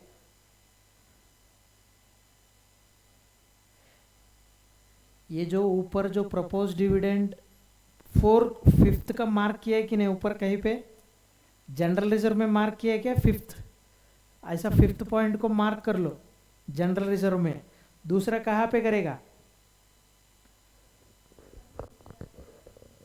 हाँ, इसलिए उसको राउंड कर लो, नीचे ऐसा राउंड करो, इसका मतलब है कहीं पे एडजस्टमेंट ऊपर मार्क नहीं किया तो उसको अलग से देखना पड़ेगा क्वेश्चन के एंड में, समझ गया, मैंने बाकी में नहीं बोला राउंड करने के लिए, इसमें क्यों बोला है, तो ऊपर में कहीं पे मार्क नहीं किया है तो अलग से क्वेश्चन के बाद इसको एडजस्टमेंट देना पड़ेगा, समझ गया। और नीचे बिल डिस्काउंटेड उसको भी राउंड करो, क्योंकि ऊपर कहीं पे तो नहीं है ना आइटम मार्क करने के लिए, 6 को भी राउंड करो, 7 कहीं पे मार्क कर सकता है क्या, हाँ, इक्विटी शेयर कैपिटल में मार्क करो 7th आइटम, मार्क किया 7th को, इक्विटी शेयर कैपिटल रिलेवेंस है ना। अभी क्या क्या पूछ रहे क्वेश्चन देखो, prepare statement of P&L for the year ended 31st March 2025 and a balance sheet as on 31st March 2025. Notes of account should form part of your answer. Notes नहीं देगा मार्क्स कट जाएगा। 14 marks का समय ये last attempt में दिया और जून 2024 में भी दिया, ठीक है, 2 जून में 2 बार दे दिया, ठीक है। अभी पी एंड एल एक एक आइटम में आएंगे, हम ऑलरेडी मार्क कर लिया, ठीक है। Any doubts till now? हाँ, फर्स्ट आइटम, फिर फर्स्ट में जा रहा हूं मैं, बिल्डिंग्स। पीपीए एक नोट खोलना पड़ेगा, यस और नो? पीपीए एक नोट खोलना पड़ेगा।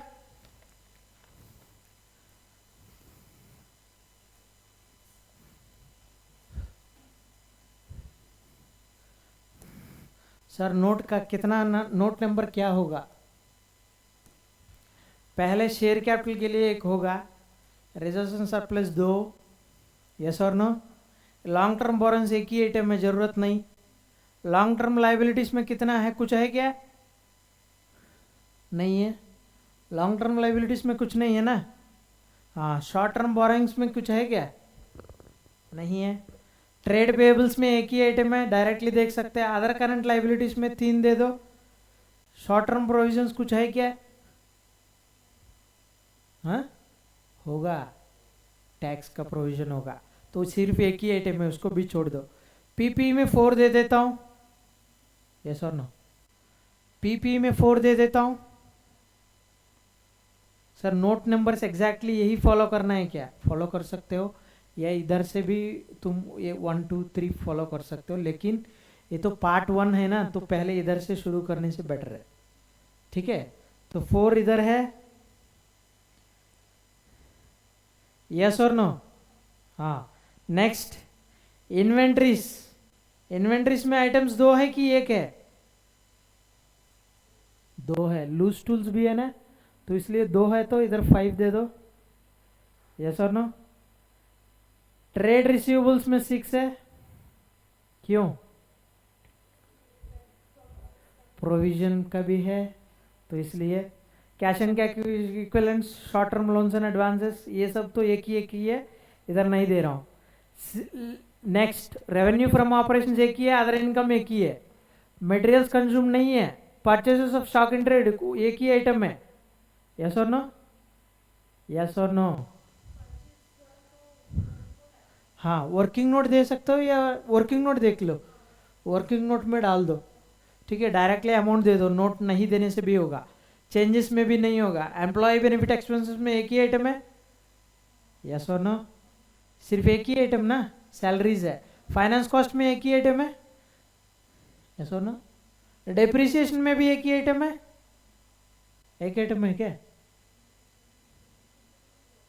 2 है ना एसेट्स, इसमें अलग से देना है तो दे सकते हो। 7 इधर दे दो, ठीक है। सर नहीं है 2, मैं डायरेक्टली नोट जैसे दिखा देता हूँ इधर। वो notes to account should form part of your answer बोला है, तो इसमें 2 आइटम है, बिल्डिंग फर्नीचर, इसलिए दिखा दो, समझ गया? 7। नेक्स्ट, अदर एक्सपेंसेस के लिए कुछ नोट देंगे, देना तो पड़ेगा, इतना आइटम है, बहुत सारा आइटम है ना। हाँ, तो उसके लिए अलग से दे दो। नेक्स्ट, और कुछ है क्या? नहीं है। 8 नोट्स दे दो। आपका सजेस्टेड आंसर में 9 नोट्स है, तो परचेज का भी एक नोट बनाया था, लेकिन आप लोग नोट दे सकते हो, अलग से वर्किंग नोट भी कर सकते हो, ठीक है। वर्किंग नोट भी नोट जैसा ही माना जाता है, क्योंकि एनीथिंग accompanying और और treated as annexures to this financial statements, उसको नोट्स टू अकाउंट्स ही बोलते हैं, समझ गया? हाँ, तो डायरेक्टली नोट देना है तो नोट भी दे सकते हो, क्लियर? हाँ, अभी हमारा आइटम कौन सा है? 4, ठीक है, ठीक है। 4 में जाना, आप लोग उधर डायरेक्टली उसमें जाना, सजेस्टेड आंसर है ना नोट 4, उसमें जाओ। कुछ नोट दिख रहा है उसमें? नोट 4 दिख रहा है? टैंजिबल एसेट्स और पीपीई बोल सकते हो डायरेक्टली, क्योंकि हमने पीपी हेडिंग दिया ना। हाँ, पीपी दे दो। नीचे बिल्डिंग्स 34,80,000, यस और नो? सिर्फ 3480 को टिक करो, बाकी को टिक मत करो। सिर्फ हमने अभी ट्रायल बैलेंस एक आइटम आ रहा है, यस और नो? इसका कुछ एडजस्टमेंट है क्या? हाँ,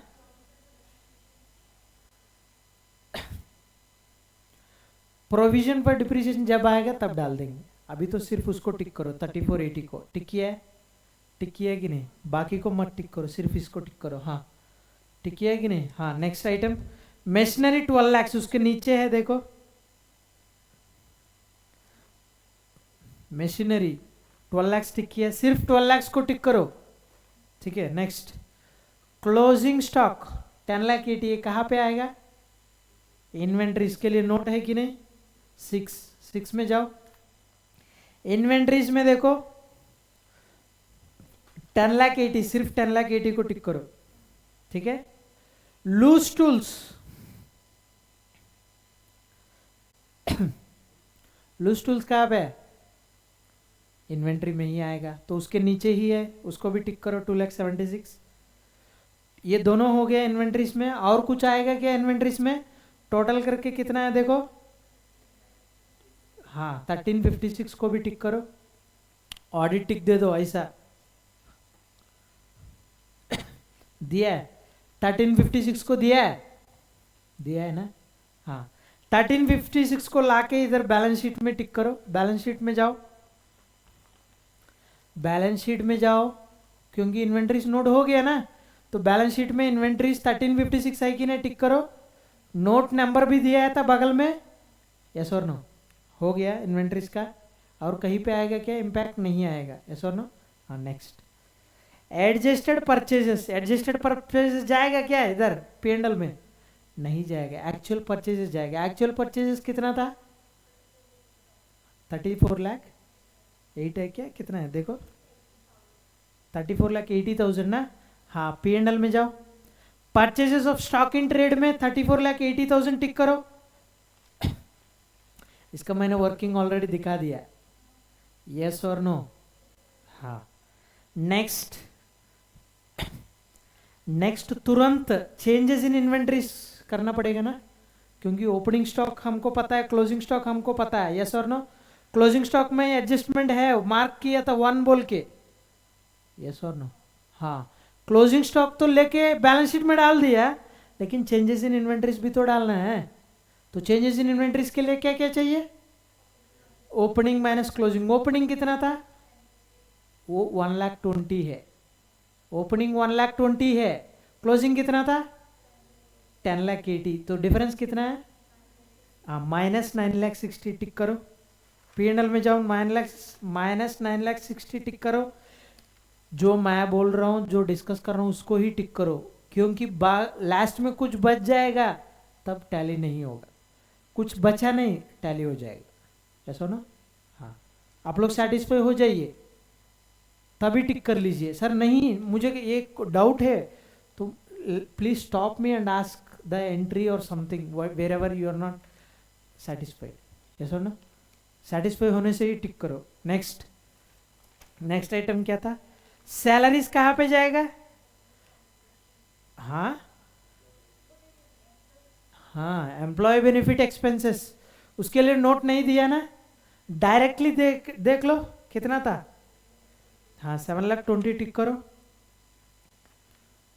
ठीक है नेक्स्ट डायरेक्टर फीस कहाँ पे जाएगा? अदर एक्सपेंसेस में जाओ, अदर एक्सपेंसेस में जाओ, नोट नंबर मेरा वाला में तो 8 है, आपका बुक में तो 9 है, क्योंकि इधर परचेजेस के लिए 7 दिया है, तो मैं भी सेम वही फॉलो कर रहा हूँ। ठीक है 7, 8, 9, तो अदर एक्सपेंसेस का नोट है 9 होगा, यस और नो? 9 में जाओ, अदर डायरेक्टर फीस है कि नहीं? टिक करो 1,20,000। ठीक है नेक्स्ट रेंट कहाँ पे जाएगा? हाँ टिक करो 3,12,000। डेप्रिसिएशन कहाँ पे जाएगा? डेप्रिसिएशन एंड अमोर्टाइजेशन, उसके लिए अलग से हेड एक है, कंफ्यूज मत होना, जिसमें अलग से हेड है उसमें ही डालना पड़ेगा। डेप्रिसिएशन एंड अमोर्टाइजेशन में कितना आएगा? 2,40,000 आएगा, उसके लिए अलग से नोट है। 8 में जाना, पहले डायरेक्टली P&L में टिक मत करो, 8 में जाओ, depreciation and amortisation on building 96, machinery 144, 2,40,000 होगा, यस और नो? हाँ 2,40,000 को P&L में जाके देख लो 2,40,000 मिल रहा है कि नहीं। 2,40,000 को नोट में टिक करके फिर P&L में जाके टिक करो, यस और नो। 2,40,000 टिक किया, हो गया। नेक्स्ट आइटम क्या था? Bad debts. ये कहाँ पे जाएगा? हाँ अभी देखो, बैड डेट्स कहाँ पे जाएगा? अदर एक्सपेंसेस में जाना है तो अदर एक्सपेंसेस में कर सकते हो, लेकिन मेरे हिसाब से तो जो जुगांता बोल रहे वही करेक्ट है। Provision for tax, provision for bad debts में जाना चाहिए। इम्पैक्ट तो नेट इम्पैक्ट सेम ही है, कैसे हुए देखो। प्रोविजन फॉर बैड डेट्स कितना था? ओपनिंग कितना है जुगांता बोलो? हाँ तो टू बैलेंस ब्रॉड डाउन आएगा, बाई बैलेंस ब्रॉड डाउन आएगा? बाई आएगा, क्योंकि क्रेडिट ना। बाई बैलेंस ब्रॉड डाउन कितना था? 36,000। क्लोजिंग कितना होना चाहिए बोल रहा है? To balance carried down. Sir closing sir आपको पता है क्या? हाँ पता है। डेटर्स में कितना है देखो, क्लोजिंग डेटर्स कितना था? 15 लाख के ऊपर कितना परसेंट होना चाहिए? 4%। कितना होगा क्लोजिंग?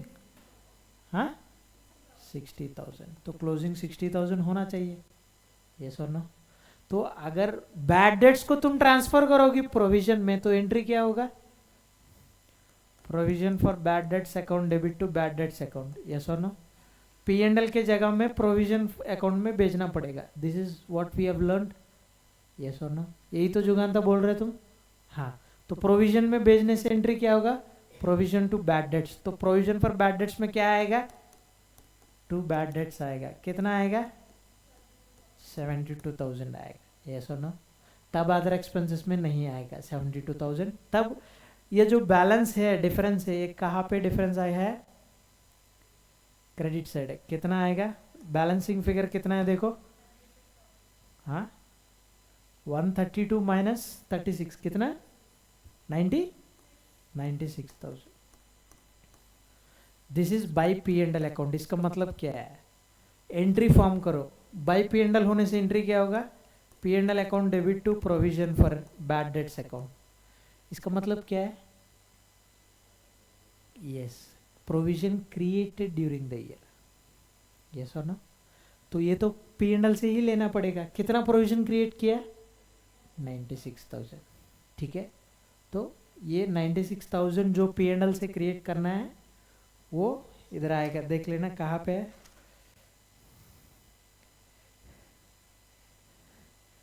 अदर एक्सपेंसेस में देखो, 72 प्लस 24 कितना है?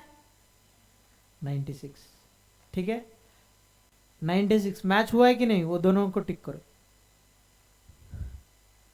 72 बैड डेट से, प्रोविजन फॉर बैड डेट से 24, दोनों मिला के कितना है? 96। मैच हुआ है कि नहीं? मैच हुआ है कि नहीं? हाँ मैच हुआ है ना? हाँ सिर्फ वो दोनों टिक करो, 72 24 को टिक करो, ठीक है। हाँ इसको क्लोजिंग बैलेंस का प्रोविजन कहाँ पे जाएगा? हाँ लाइबिलिटी साइड जाएगा ideally, but this is provision for debtors account. तो डेटर्स से रिड्यूस करो, यस और नो। डेटर्स से रिड्यूस करो। डेटर्स के लिए कुछ बनाया था क्या नोट? 6, नोट नंबर 6 है, देखो हमने बनाया था ना। शिक्षा बोला तो है सर, प्रोविजन अकाउंट है तो नोट बना देंगे। हाँ तो उसमें टिक करो 60,000, सिर्फ 60,000 टिक करो, 15 लाख मत करो। अभी तक हम पहुंचा नहीं उधर, यस और नो। यहाँ क्लोजिंग कितना था? इधर देखो क्लोजिंग कितना है? 60,000 ही तो क्लोजिंग है। इसका मतलब है प्रोविजन कितना रहेगा? लायबिलिटी साइड में 60,000 रहेगा। सर ये क्या था? ये तो करंट ईयर प्रोविजन जो P&L से लिया है, वो तो P&L में हम डाल दिया ना।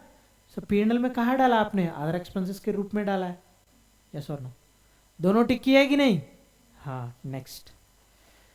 तो अभी बैड डेट्स का हो गया, यस। नेक्स्ट क्या था? 10%। 10% इन्वेस्टमेंट, ये कहाँ पे जाएगा? Asset side, long term investments है कि नहीं? लॉन्ग टर्म इन्वेस्टमेंट्स में देखो, नॉन करंट इन्वेस्टमेंट्स या long term investments. Non current investments में देखो, बैलेंस शीट में 14,40,000 टिक करो उसको।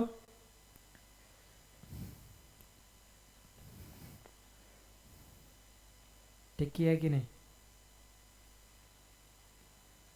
टिक किया है। बैलेंस शीट में non current asset investments, point number B, 14,40,000 tick किया है कि नहीं? हाँ, next, interest accrued on investment, ये क्या था? हाँ, अदर करंट एसेट, यस और no? This is asset, interest accrued on investment, मतलब हमको पैसा नहीं मिला लेकिन हमारा इनकम है। This is already included in that 1,44,000 हमने डिस्कस किया। This is my asset because it is having debit balance. कहाँ पे जाएगा? Other current assets. Balance sheet में जाओ, अदर करंट एसेट्स, ब्रैकेट में देखो इंटरेस्ट अक्रूड ऑन इन्वेस्टमेंट, 24,000 को टिक करो। अग्री किया कि नहीं? अग्री नहीं किया तो please stop me, we will discuss. Any doubt still? No, no, no, very good. Next, debenture interest कहाँ पे जाएगा?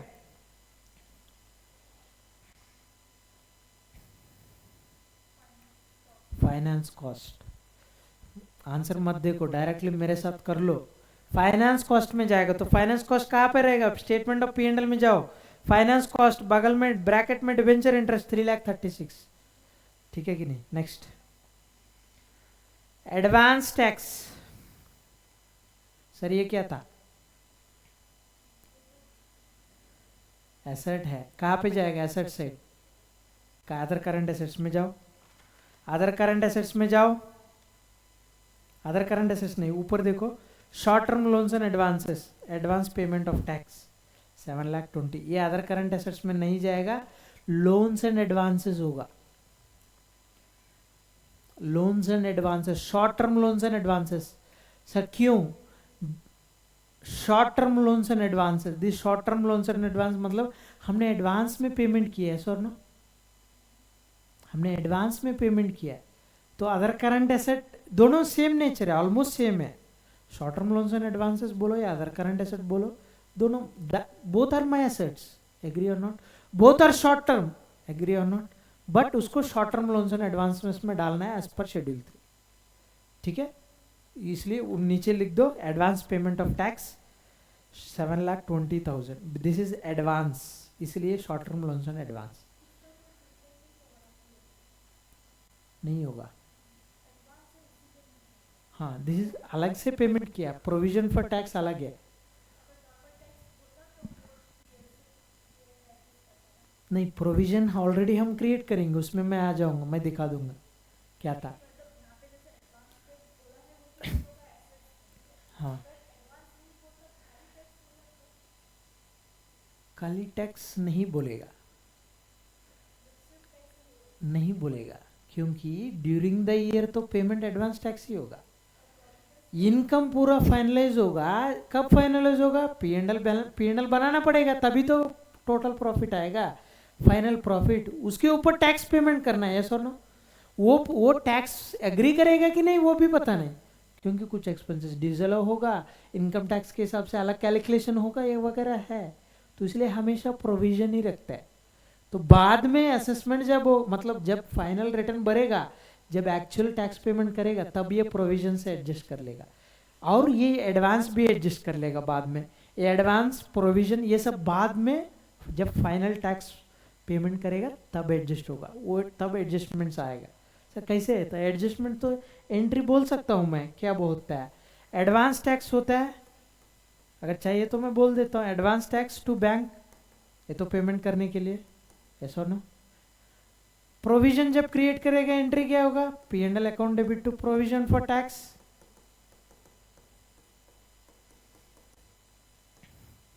एडवांस टैक्स कितना पेमेंट किया बताओ? 7,20,000। करंट ईयर में P&L अकाउंट बना देगा, तो उसके ऊपर 30% प्रॉफिट बनाएगा, यस और नो? पी एंड एल में सिर्फ जस्ट देखो, टिक मत करो, पी एंड एल में फाइनली पीबीटी कितना आया? हाँ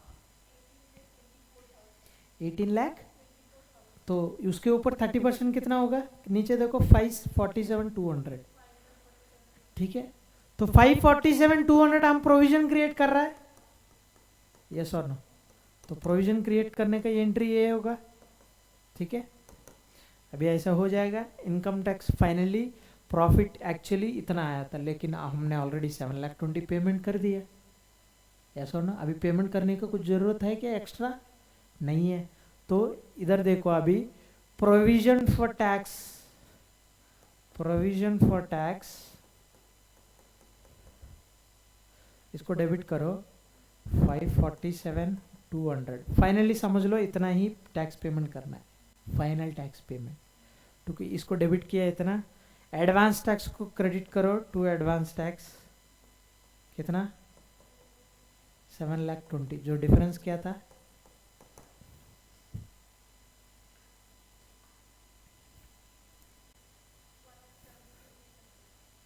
वन लाख 1,72,000,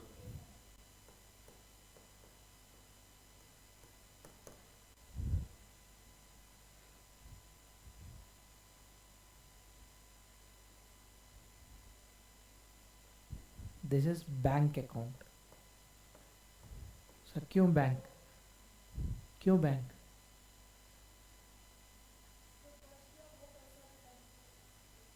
वही बैंक, एनीवन? प्रोविजन रिवर्स किया मैंने, फाइनल एडजस्टमेंट है ये, तो हमने इतना, मेरे पास इतना प्रोविजन है, ऐसा और ना, उसको रिवर्स किया है। मेरा पास इतना एसेट है, उसको रिवर्स किया, बचेगा क्या है? एनीवन?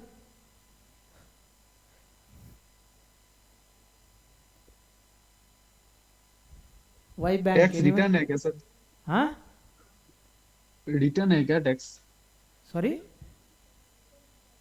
ये बैंक में जो है, जो हाँ ये हमने रिसीव किया ना, तो टैक्स रिटर्न है क्या? यस वेरी गुड, रिफंड है ये। क्या था? मेरा एक्चुअल लाइबिलिटी 547,200, मैंने 720 पे कर दिया, डिपार्टमेंट मुझे रिटर्न कर देगा उतना पैसा, यस और नो? टैक्स रिफंड बोलते हैं, तो इसलिए मैंने बैंक अकाउंट लिखा है। समझ में आ रहा है? समझ में आ रहा है फाइनल इम्पैक्ट क्या था? तो ये कहा अभी बीच में है, ये तो अभी तक ये फाइनल असेसमेंट हुआ नहीं, तो इतना हो के बोल के, तो इसलिए हमने इतना प्रोविजन क्रिएट किया, एडवांस टैक्स और पेमेंट कर दिया। ये कहाँ पे जाएगा? Short term loans and advances में जाएगा। ये प्रोविजन फॉर टैक्स कहाँ पे जाएगा? शॉर्ट टर्म प्रोविजंस में जाएगा। समझ गया? एक लाइबिलिटी दिखेगा, एक एसेट दिखेगा। जब फाइनल रिटर्न भरेगा, return short term loans and advances, तो उसी में गया था ना, उसको टिक किया कि नहीं? हाँ टिक किया ना, हाँ क्लियर? इसको याद रख लो, ये बाद में देना पड़ेगा। अभी तो सिर्फ 7,20,000 को short term loans and advances में टिक करो, सेटिस्फाई होने से, डिस्कशन से, यस और नो? टिक किया? हाँ नेक्स्ट। सर हाँ सर बोलो। सर, हम वो जो प्रोविजन फॉर डाउटफुल डेट्स है, उसको भी हम शॉर्ट टर्म प्रोविजंस में क्यों नहीं दिखा सकते? अदर करंट लायबिलिटीज भी दिखा सकते डेटर हो, से इधर माइनस ना देखो, करके। लाइव मैं नॉर्मली पहले वाला सा दिखा रहा हूँ, इस तरफ डेटर्स आएगा, इस तरफ प्रोविजन फॉर बैड डेट्स आएगा, इस तरफ दिखा दो या इधर से लेस करके दिखा दो, दोनों एक है ना? यस और नो शोभन? हाँ सर, हाँ लेकिन दोनों राइट है ना?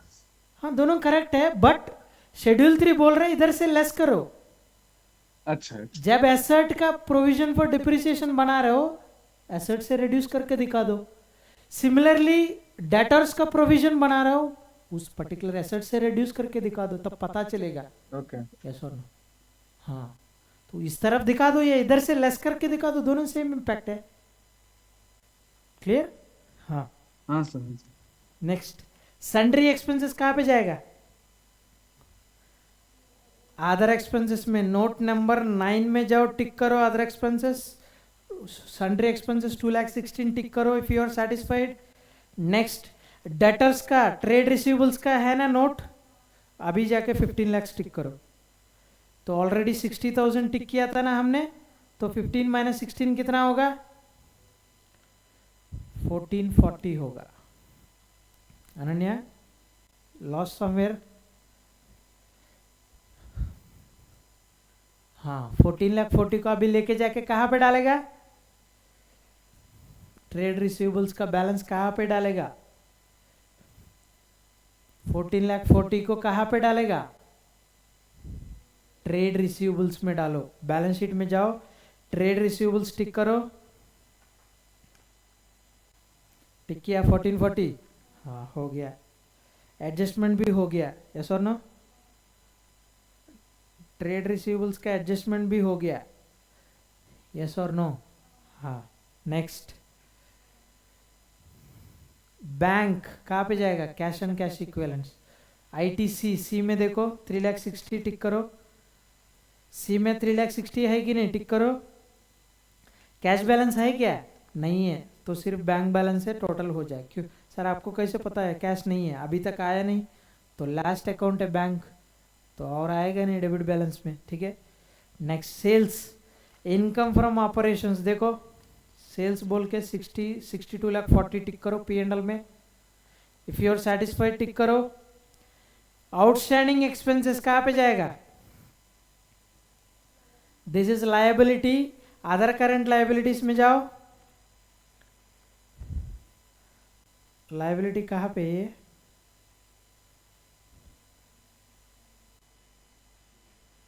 हाँ, आउटस्टैंडिंग एक्सपेंसेस, हाँ, other current liabilities note number 3 में जाओ, है कि नहीं? हाँ है। 24,000 टिक करो। टिक किया है? हाँ, next. Provision for doubtful dates हमने ऑलरेडी दे दिया, इसका इम्पैक्ट 60,000 जो भी इम्पैक्ट देना है वो दे दिया। और दूसरा क्या है? क्लोजिंग, ये भी दे दिया ना, 96,000, 96 दे दिया। हमारा क्लोजिंग 60 भी दे दिया, दोनों हो गया। नेक्स्ट, इक्विटी शेयर कैपिटल, इसमें है ना, वर्किंग नोट नंबर 1 में जाओ। ऑथराइज कैपिटल कितना होगा? 60 लाख, उसको टिक करो। नेक्स्ट, इश्यूड कैपिटल कितना था? इश्यूड, सब्सक्राइब, पेड अप दोनों में एक ही है, अलग से भी लिखो, एक भी लिखो, दोनों सेम है, 24 लाख। लेकिन बैलेंस शीट में कितना बैठेगा जाके? 24 लाख। ऑथराइज कैपिटल जाके नहीं बैठेगा, तो जाके बैलेंस शीट में 24 लाख टिक करो।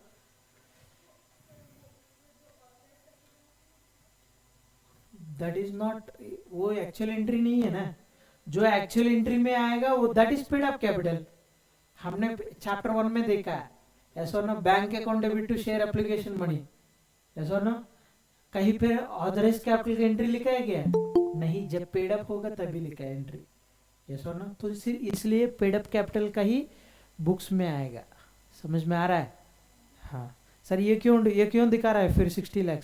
फॉर डिस्क्लोजर, शेयर होल्डर्स को इंफॉर्मेशन देने के लिए। Next, general reserve, reserve on surplus में जाओ। ओपनिंग बैलेंस 4,80,000 टिक करो उसको। 4,80,000 को टिक करो, इनर में है, इनर कॉलम में है 4,80,000, सिर्फ उसको टिक करो। सर क्यों? करंट ईयर भी जाएगा ना, यस और नो? हाँ, next, P and L, opening balance, reserve on surplus में जाओ, ओपनिंग बैलेंस टिक करो 3 लाख। टिक किया है? हाँ। अभी एडजस्टमेंट है ना? एडजस्टमेंट क्या बोला देखो, 5 मार्क किया था ना? हाँ, कितना है जनरल रिजर्व में, कितना ट्रांसफर करना है?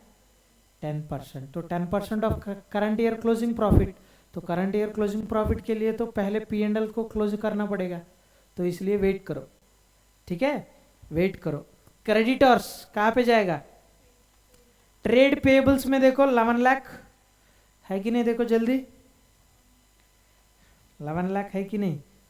ट्रेड पेबल्स बैलेंस शीट में देखो, लायबिलिटी साइड देखो, करंट लायबिलिटीज के नीचे टिक किया है। Next, provision for depreciation, PPE note में जाओ। पीपीई नोट नंबर क्या था? 4 है क्या? हाँ, 4 में जाओ। Less provision for depreciation 6 lakh reduce कर दिया तो 3480 से 6 लाख निकालने से कितना होगा 2880 को टिक करो 12 लाख से 6 लाख 60 को निकालने से कितना होगा 5 लाख 40 होगा 3420 total 3420 is your PPE balance sheet में जाओ पीपीई में टोटल टिक करो 3420 टिक किया कि नहीं अनन्या कहीं पे स्टक हुआ है नहीं आ गया ना पूरा 3220 टिक किया 3420 तो प्रोविजन फॉर डिप्रिसिएशन हो गया 14% डिबेंचर कहा जाएगा लॉन्ग टर्म बोरोइंग्स में जाओ बैलेंस शीट में नॉन करंट लाइबिलिटीज उसके नीचे लॉन्ग टर्म बोरोइंग से 24 लाख टिक करो this is your long term borrowing long term liability next interest on debentures accrued but not due ये क्या था अदर करंट लाइबिलिटी यस और नो अदर करंट लाइबिलिटीज में जाओ interest accrued on debenture 1,68,000 tick कर दो this is debentures interest accrued but not paid yes और no next interest on investment से कहाँ पे जाएगा अदर इनकम में जाएगा अदर इनकम में जाओ P&L में अदर इनकम में जाओ यस और नो ये तो अदर इनकम ना P&L में सेकंड आइटम में आएगा 1,44,000 टिक करो नेक्स्ट अनक्लेम डिविडेंड कहाँ पे जाएगा ये this is dividend payable liability जब तक पेमेंट नहीं करेगा वो लाइबिलिटी जैसे दिखेगा अदर करंट लाइबिलिटीज में देखो 60,000 टिक करो टिक किया है तो अदर करंट लाइबिलिटीज में सब आइटम हो गया तो टोटल कितना होगा 2,52,000 को जाके बैलेंस शीट में देखो अदर करंट लाइबिलिटी में टिक करो 2,52,000 टिक किया है हो गया हाँ अभी कुछ आइटम्स बचाए गया प्रपोज डिविडेंड बिल्स डिस्काउंटेड ये आइटम्स बचाता उसमें हम आएंगे अभी ठीक है तो इसलिए अभी पहला P&L में जाओ P&L को हम प्रॉफिट कितना है फाइंड आउट करना है यस और नो प्रॉफिट कितना था देखो रेवेन्यू फ्रॉम ऑपरेशंस टिक किया है अदर इनकम टिक किया है तो दोनों टिक किया तो टोटल रेवेन्यू कितना होगा 63,84,000 उसको भी टिक करो ठीक है सेटिस्फाइड इधर तक कॉस्ट ऑफ परचेजेस कितना था टिक ऑलरेडी टिक किया है -9,60,000 टिक किया है 7,20,000 टिक किया है 3,36,000 टिक किया है 2,40,000 टिक किया है टिक किया कि नहीं अदर एक्सपेंसेस टोटल करके डाला है कि नहीं इधर डाला है ना नहीं डाला शायद एक बार अदर एक्सपेंसेस में जाओ और कुछ बचा नहीं ना तो अदर एक्सपेंसेस टोटल करके देखो 17 लाख सब टिक है ना अदर एक्सपेंसेस में कुछ बचा है क्या नहीं तो 4,45,000 कितना था अमाउंट 7,44,000 ना सब टिक है कि नहीं पहले आप लोग कंफर्म हो जाइए ठीक है ना हाँ तो ये अमाउंट इधर डाल दो तो कितना 7,44,000 तो सब एक्सपेंसेस हो गया टोटल कितना होगा एक्सपेंसेस का देख लेना कैलकुलेटर में एक बार 4560 आएगा यस और नो हाँ अभी जो टोटल रेवेन्यू से टोटल एक्सपेंसेस निकाल दो कितना होगा पीबीटी हाँ 18,24,000 आएगा तो 18,24,000 के ऊपर 30% प्रोविजन फॉर टैक्स कितना था 47,200 ये बैलेंस शीट में जाओ शॉर्ट टर्म प्रोविजन में हाँ शॉर्ट टर्म प्रोविजन में प्रोविजन फॉर टैक्स टिक करो 547,200 है कि नहीं प्रोविजन तो बैलेंस शीट में जाएगा ना प्रोविजन हाँ टिक किया ना तो प्रॉफिट आफ्टर टैक्स कितना था हाँ 800 इसको लेके जाके कहा जाएगा रिजर्व्स एंड सरप्लस में नोट में जाओ नोट में देखो प्रॉफिट फॉर द ईयर 1276,800 टिक किया तो दो ओपनिंग प्लस करंट कितना होगा टोटल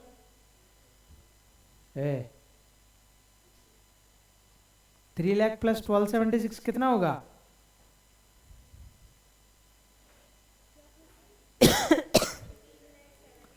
हाँ 1576,800 होगा ना that is total P&L balance अभी जनरल रिजर्व में कितना ट्रांसफर करना है 10% of what current year P&L का क्लोजिंग P&L का 10% कितना होगा 127,680 देखो ठीक है, प्लस ये 127,680 कहा जाएगा जनरल रिजर्व में। ऊपर जनरल रिजर्व में टिक करो 127,680 प्लस, टिक किया है कि नहीं? उधर ही ऊपर है शिक्षा, टिक किया ना? हाँ, अभी जनरल रिजर्व दोनों ऐड करके कितना होगा उसको टिक करो। अभी क्लोजिंग पी एंड एल से जनरल रिजर्व जो ट्रांसफर किया उसको निकाल दो, टोटल कितना आएगा closing? Total P and L कितना था ओपनिंग प्लस करंट ईयर का? 1576,800 ना। उससे जनरल रिजर्व में कितना भेजा है? 127,680 भेजा है, तो निकालने से क्लोजिंग पी एंड एल कितना होगा? 14,49,120। सर कैसे आया था? 1576 ना, 800 ना। This is my closing P and L. कहां से आया? 3 लाख ओपनिंग बैलेंस है, प्लस करंट ईयर प्रॉफिट 20,76,800 है। ये दोनों मिलाने से this is my closing P and L. ये डायरेक्टली आउटर कॉलम में नहीं लिख सकते क्योंकि जनरल रिजर्व में हमने थोड़ा भेजा है 127,680, तो निकालने से कितना आएगा? 1449। हाँ, हम पी एंड एल से तो कम हो जाएगा ना पैसा, पैसा इधर से कम होकर जनरल रिजर्व में जाएगा, यस और नो? तो ये 1449 आउटर कॉलम में लिख दो। टोटल रिजर्व सरप्लस कितना होगा? General reserve closing balance plus P and L closing balance कितना होगा? 56,800। इसको टिक करके बैलेंस शीट में लेके आओ। बैलेंस शीट में देखो 20,56,800 टिक किया है, टिक किया है।